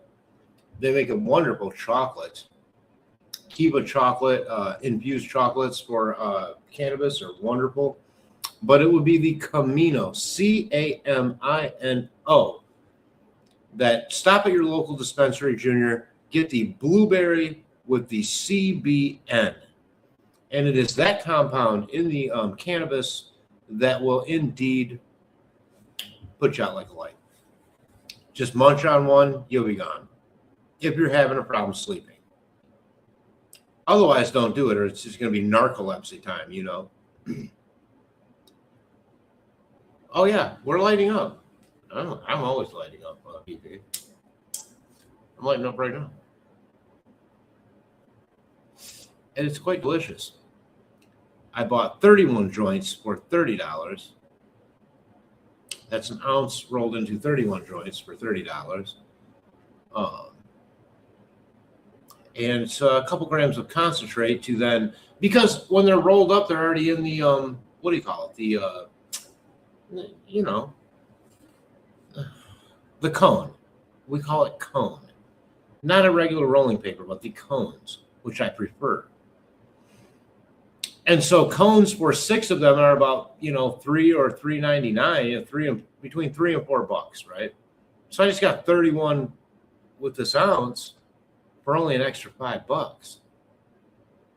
And then I unroll them by you just go like this, all the weed falls out, and then you take your concentrates, whatever you like. I use a crumble with about an 85% THC rate, and mix in a little bit of that with the ground cannabis and reinsert that into the cone, giving you your own infused a joint. And it's enough, so you pay $30 for the weed, and then you pay, say, 10 each for the concentrates, a gram each, and that's enough to pretty much infuse almost the entire ounce. And this lasts me 2 weeks, so for $50. Now, if you buy these things individually, you're paying $5 to $7 for one doobie. No, I'm not doing that. I need maximum doobage for minimum money. Thank you, BP, for always letting me toke on that special weed stick you got in between deliveries. I appreciate that. I'm pretty tasty, too, by the way. I like that variety, and I'm not typically a fan of now let me show you. We were talking about this earlier, BP. This is the one, it's called God Bud. No offense, God, sorry. But it's only $4. You see, and then you can plug it. It's got the little plug, you know, you can kind of see. It's got the USB. See there, the contrast and look. So yeah, you can plug it in, whatever, and recharge it. So for $4, not a bad deal, but it's not my preferred method of smoking. But Junior, if you want to crash out, get the Camino. That's what you have to get. That's what I got to do. Empty out the room. Yeah, Junior, that's the most unfun part of painting. The most unfun part of painting is schlepping all the shit out of the way from your room. The painting is fun. Like, I don't know who wouldn't get into painting a new color on a wall. Like, how much fun is that? I could do that all day and not be upset. I'm not kidding you either, Junior. Better watch it. I'll come up there and show your ass how to paint. VP, nah, it'll be fine. I already smoked up with Farmer earlier. Oh, don't give away all of our secrets, VP.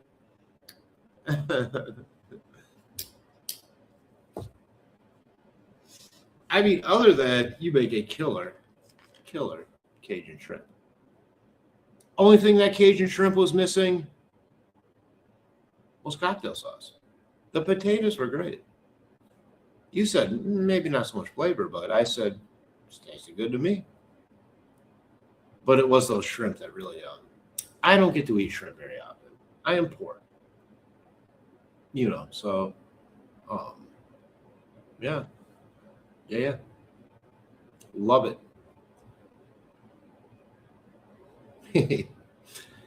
All right. Okay. How close are we? I'm falling behind again, guys. Damn it. Boston saying, Junior, just neatly set stuff in the hallway while you paint. If you have a hallway. Of course, Junior. Who doesn't have a hallway? How can you have a house? I mean, you'd have to live in a yurt to not have a. In Boston, you would have to live in a fucking yurt to not have a hallway.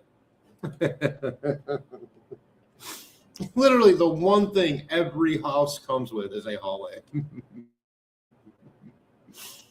I think we should tell our real first names. Anybody? My name is Derek. I swear I'm not bullshitting you. But Jari, anytime you want to, I feel like Junior's name is Junior. I mean, isn't that his first name?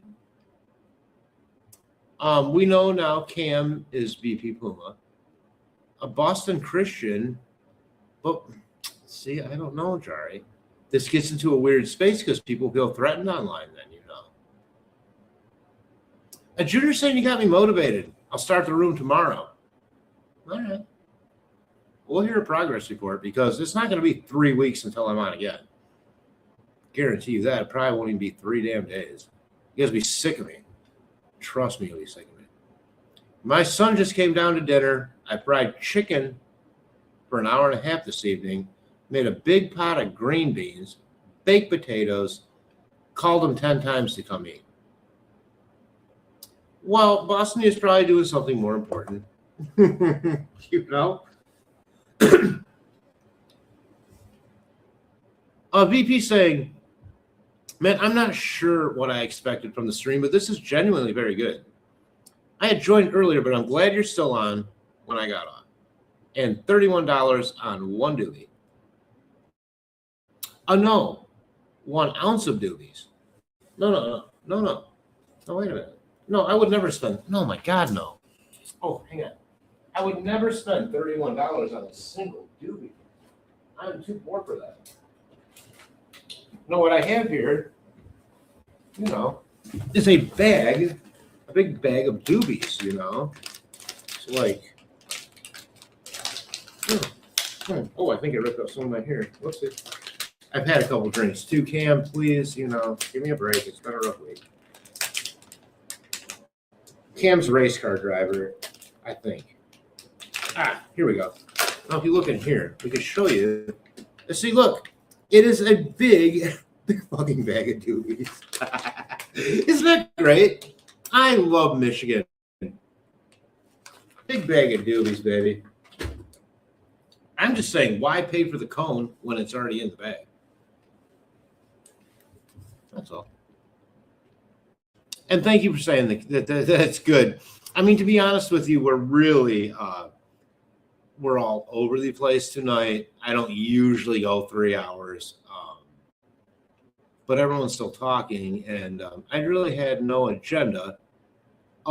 Sometimes I will have an agenda. We'll do a document read. We'll do something maybe specific, or I may even go on to another program, like say Cryptex or something.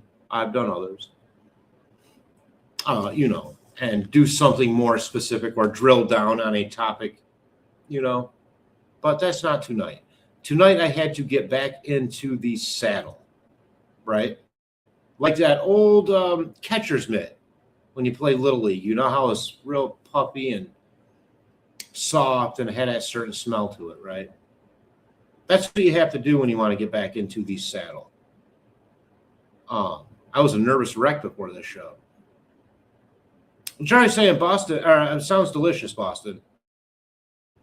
And Boston Jr., did it work? She would like to know. By the way, chicken, but sans the green beans. One thing I cannot ever eat is green beans, Boston. I wish I would have gotten to like them as a kid, but there's something about the way green beans taste that make me want to vomit. I don't know what it is. I don't like them. In fact, I'm not even sure if I like the color green or any of the letters involved in spelling out the words green or beans anymore, because this is how much I do not like green beans. I'm growing my legal allowance of 12 plants this year, says Dandy. We can do the same in Michigan. Of course, I'm in Indiana now, where if you get caught growing one plant, they cut off your pinky finger and put you in prison for at least 2 years. Oh, dude, those things look fancy, even though they're only $4. Oh, yeah. No, these are only $1 each. I only paid $30 for 31 joints. I paid $30 for 31 joints. That's crazy.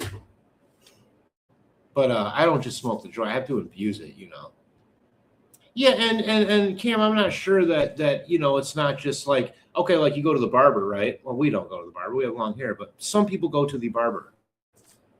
And there will be on the floor random hair and short hairs and big, long, curly hairs, right? And they're sweeping it all up into a pile. Now, I am not sure what's in these, okay? But I'm on. And it tastes okay. That's the criteria on a big fat sack of $31 joints. Cam, you should go back and listen to some of the past. Very interesting on UFOs. Of course, this is coming from Boston, someone who, if you know why am I saying so, has had her own personal experiences. And not just her own, but compelling personal experiences. With this sort of detail from people like Shay and Boston. And one night, somebody who I won't say who told us a special story by a fire that you would never expect to hear this story from. Maybe an ex-police officer who did CSI work and who has a foundation and who does great stuff and who I stay in communication with behind the scenes on a pretty damn regular basis, you guys. We're great friends. Me and the mystery. Now, he wasn't here tonight, but I have such an immense amount of respect for this man. Nobody better ever say anything bad about him around me. I'll tell you that. Oh, no, nothing bad. Not at all. That's what we do around here. We just make bads. We never get mad about it. Dear goodness, in the 80s, it was like $15 and he would throw in a bottle of patchouli oil. Yeah, but if the patchouli got on the paper, oh, what a horrible flavor. And then you had all those people smelling like goddamn patchouli. And just to piss you off, they'd light up a clove cigarette. It's like, what kind of offenses are you trying to do to my nose, you hippie son of a gun? And no, Boston, my friends and I were too punk rock to put up with smelling patchouli, playing hacky sack, or any of that shit.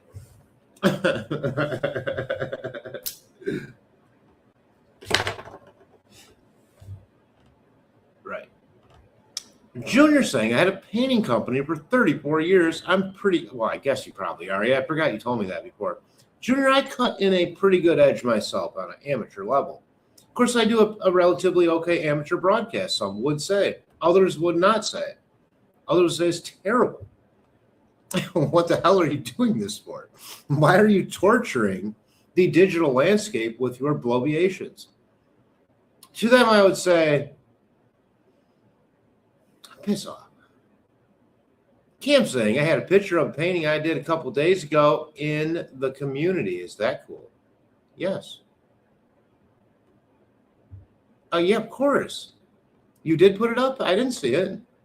You may absolutely, as long as it's letting you add things like that. Cam, guys, tell Cam, he's young, right? He's a young guy. You know, I'm motivated. He's showing up for work. He's in good shape. You know, full of piss and vinegar, one may say. Please tell him it's okay. This is what this channel is for.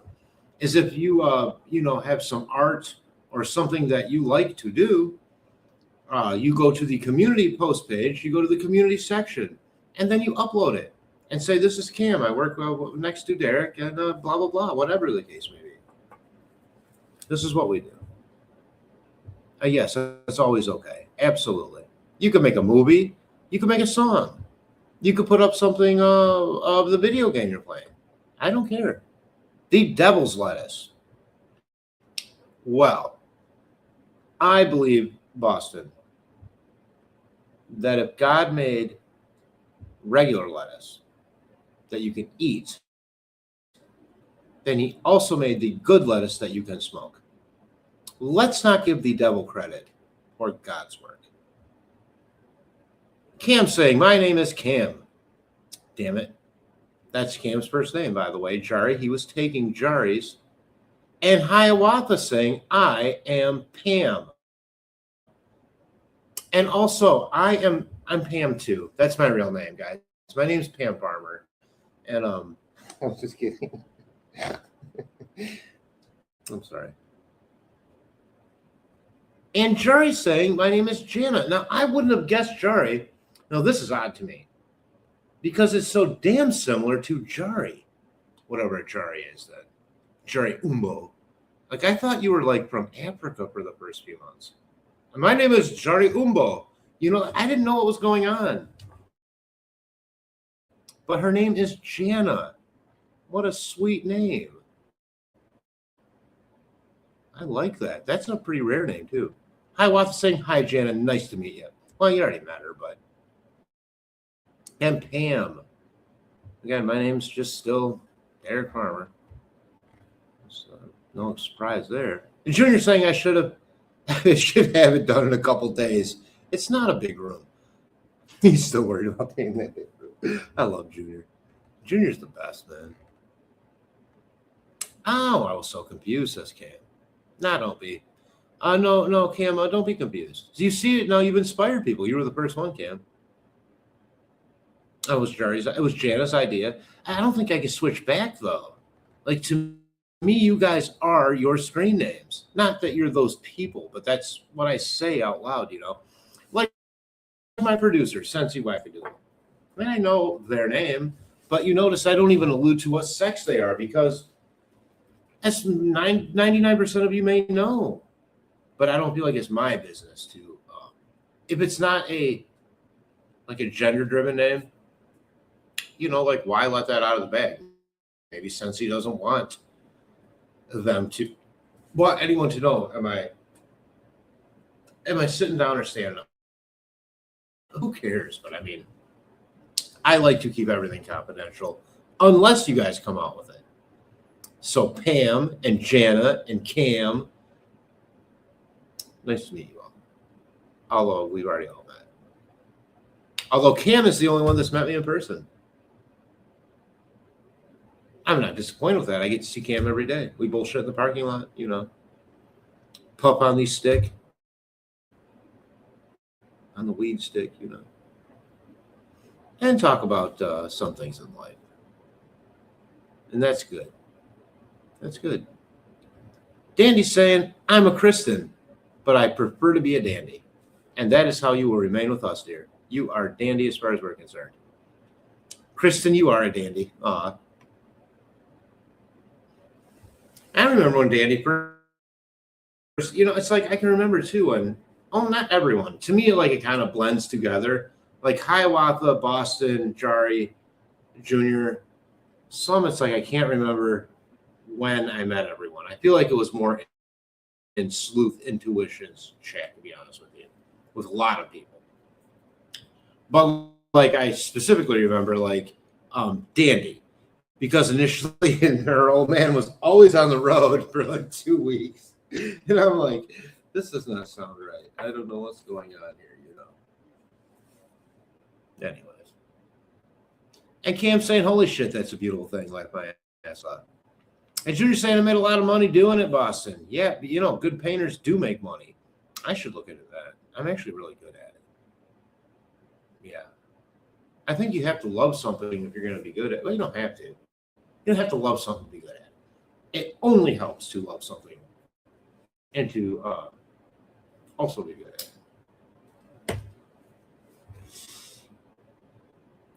And Cam saying, Boston, thank you very much. Unindicted. Oh. I don't know what that says. Sorry, unindicted. Boston Junior, yeah, Benjamin Moore, yellow. That only has green hues in it. You use Benjamin Moore, Boston? I've never tried Benjamin Moore. No cart, the cart. Yeah, the cart. Yeah. No problem. Okay. It's loose, man. It's real loose, No worries, Jerry. It's no secret who I am in real life, says Dandy. I just saw a laugh so hard.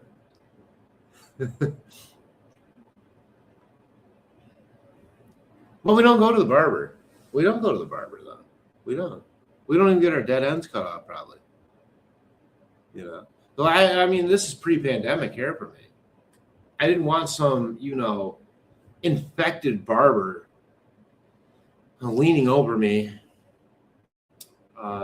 making me sick. Of course, knowing what we know now, that Fauci lied, I could have gone to the barber, but I like my hair long now. So, a Junior saying we have Benjamin Moore paint store in Adrian. You know the name of the color, Boston. Boston, can you drill down to that color? My God, Junior, you're asking a lot. These colors have such odd. It's more than Baskin Robbins. I mean, they have just some very unique things. Pistachio snot green, Jari saying, wow, way cool. I'm still going to call you Jari, even though your name's Jan. I'm sorry. Sorry, Jari. Tricks for kids. Boston, no, I painted a big room. Wrong color, yellow. It looks horrible in daylight. Horrible. Nothing a little primer won't fix. And by the way, to give your paint a creamier look, a lighter look, throw on a nice thick coat of primer before you paint. Regardless of maybe your wall is white, but to turn it a creamy primer and then paint on top of it gives it to me some kind of old-fashioned sort of creaminess that I like. Look more like a banana cream pie than a piece of corn hitting you upside the head. Boston saying, Jari, I just looked it up and saw her name. You typed it. Jari, that's my name, Boston. I appreciate it, all of you, very much. You're very welcome, Cam. VP, that painting is fan-freaking-tastic. Wow, I can't wait to go look at it myself. Well, if you got Hiawatha's attention, Hiawatha's got good taste. I know this. Yep. By the way, Hiawatha, friend of a friend now. Every time I see Justin, he's like, Hiawatha always leaves me a couple comments. Super cool. I was just hanging out Hiawatha with Justin from Justin and Sheba's Beaks and Base Covers, my friend in Kalamazoo, my metal detecting guru. Not just about one week ago or so. Yeah. We went metal detecting for a bit. It was super fun. At the old schoolhouse, which is now a dog park. Junior saying about patchouli incense yesterday. I like the smell. Well, it evokes probably, Junior, both memories and it's an intensely strong smell. But it also can cause a recurrence of certain past fun times, right? Maybe some of those parties you went to in the 60s, 70s. Mm-hmm. I kind of like how a $6 bottle of El Toro tequila and Loose Vomit makes me think of some of the great punk rock shows I went to in people's basements back in the 90s. I miss those days. Boston saying, Junior, I went with cousins. 2 summers I got to do bottom trim. Not being cynical tonight. For 8 hours in a day. Watch out for that bottom trim, Boston. Hi, Hiawatha saying, love patchouli. No. Not me. I resist patchouli. And cloves. I refuse. BB, how did Hiawatha see it? Boston, he put it up on our community post page because he's young and understands how to do all that shit. He's like, care if I put it up there? You know, I'm begging you guys all the time to put your own content up on our community post page. Be it pictures that you're comfortable putting up, a story, a movie. I don't give a shit what. Anything you want to share with your friends here on this channel, more than welcome to do so. And Cam saying, Hiawatha, thank you. I appreciate it a lot. And I can't wait to check it out. And I encourage everyone to go to our community post page and check out Cam's painting. Thank you, Cam, for driving some volume to my post page. That's awesome. I owe you one, bro. Gonna have to bring you one of these infused doobies as a bonus. Hey, and Jerry saying, let's all remember to hit the like button. Now, I wouldn't normally say this, folks, but because I read every comment, don't forget to hit that like button. Right? I don't feel I need to remind people of this all the time. In fact, I feel, much like the voting booth, you do not need a gaggle of your friends standing around after you close the curtain to remind you to pull the lever for the candidate of your choice, but only to remind you to do it in the broader sense of what it does for the channel and community in general. With that being said, you guys, thank you all so much for joining me tonight on this long broadcast here from atop the asphalt parking lot in Elkhart, Indiana, from UFOs to camel toes, from big chuckles to moose knuckles. You guys have had it locked on the Derek Farmer Network for 3.5 hours, and I thank you, and we'll see you all very soon. Until then, guys, don't forget to take care of yourselves. Always take care of each other. Always take care of yourselves. And always keep your eyes on the skies. We'll talk to you guys very soon. Thank you. Thank you so much. Really loved tonight's show. I really did. I love you guys. Thank you.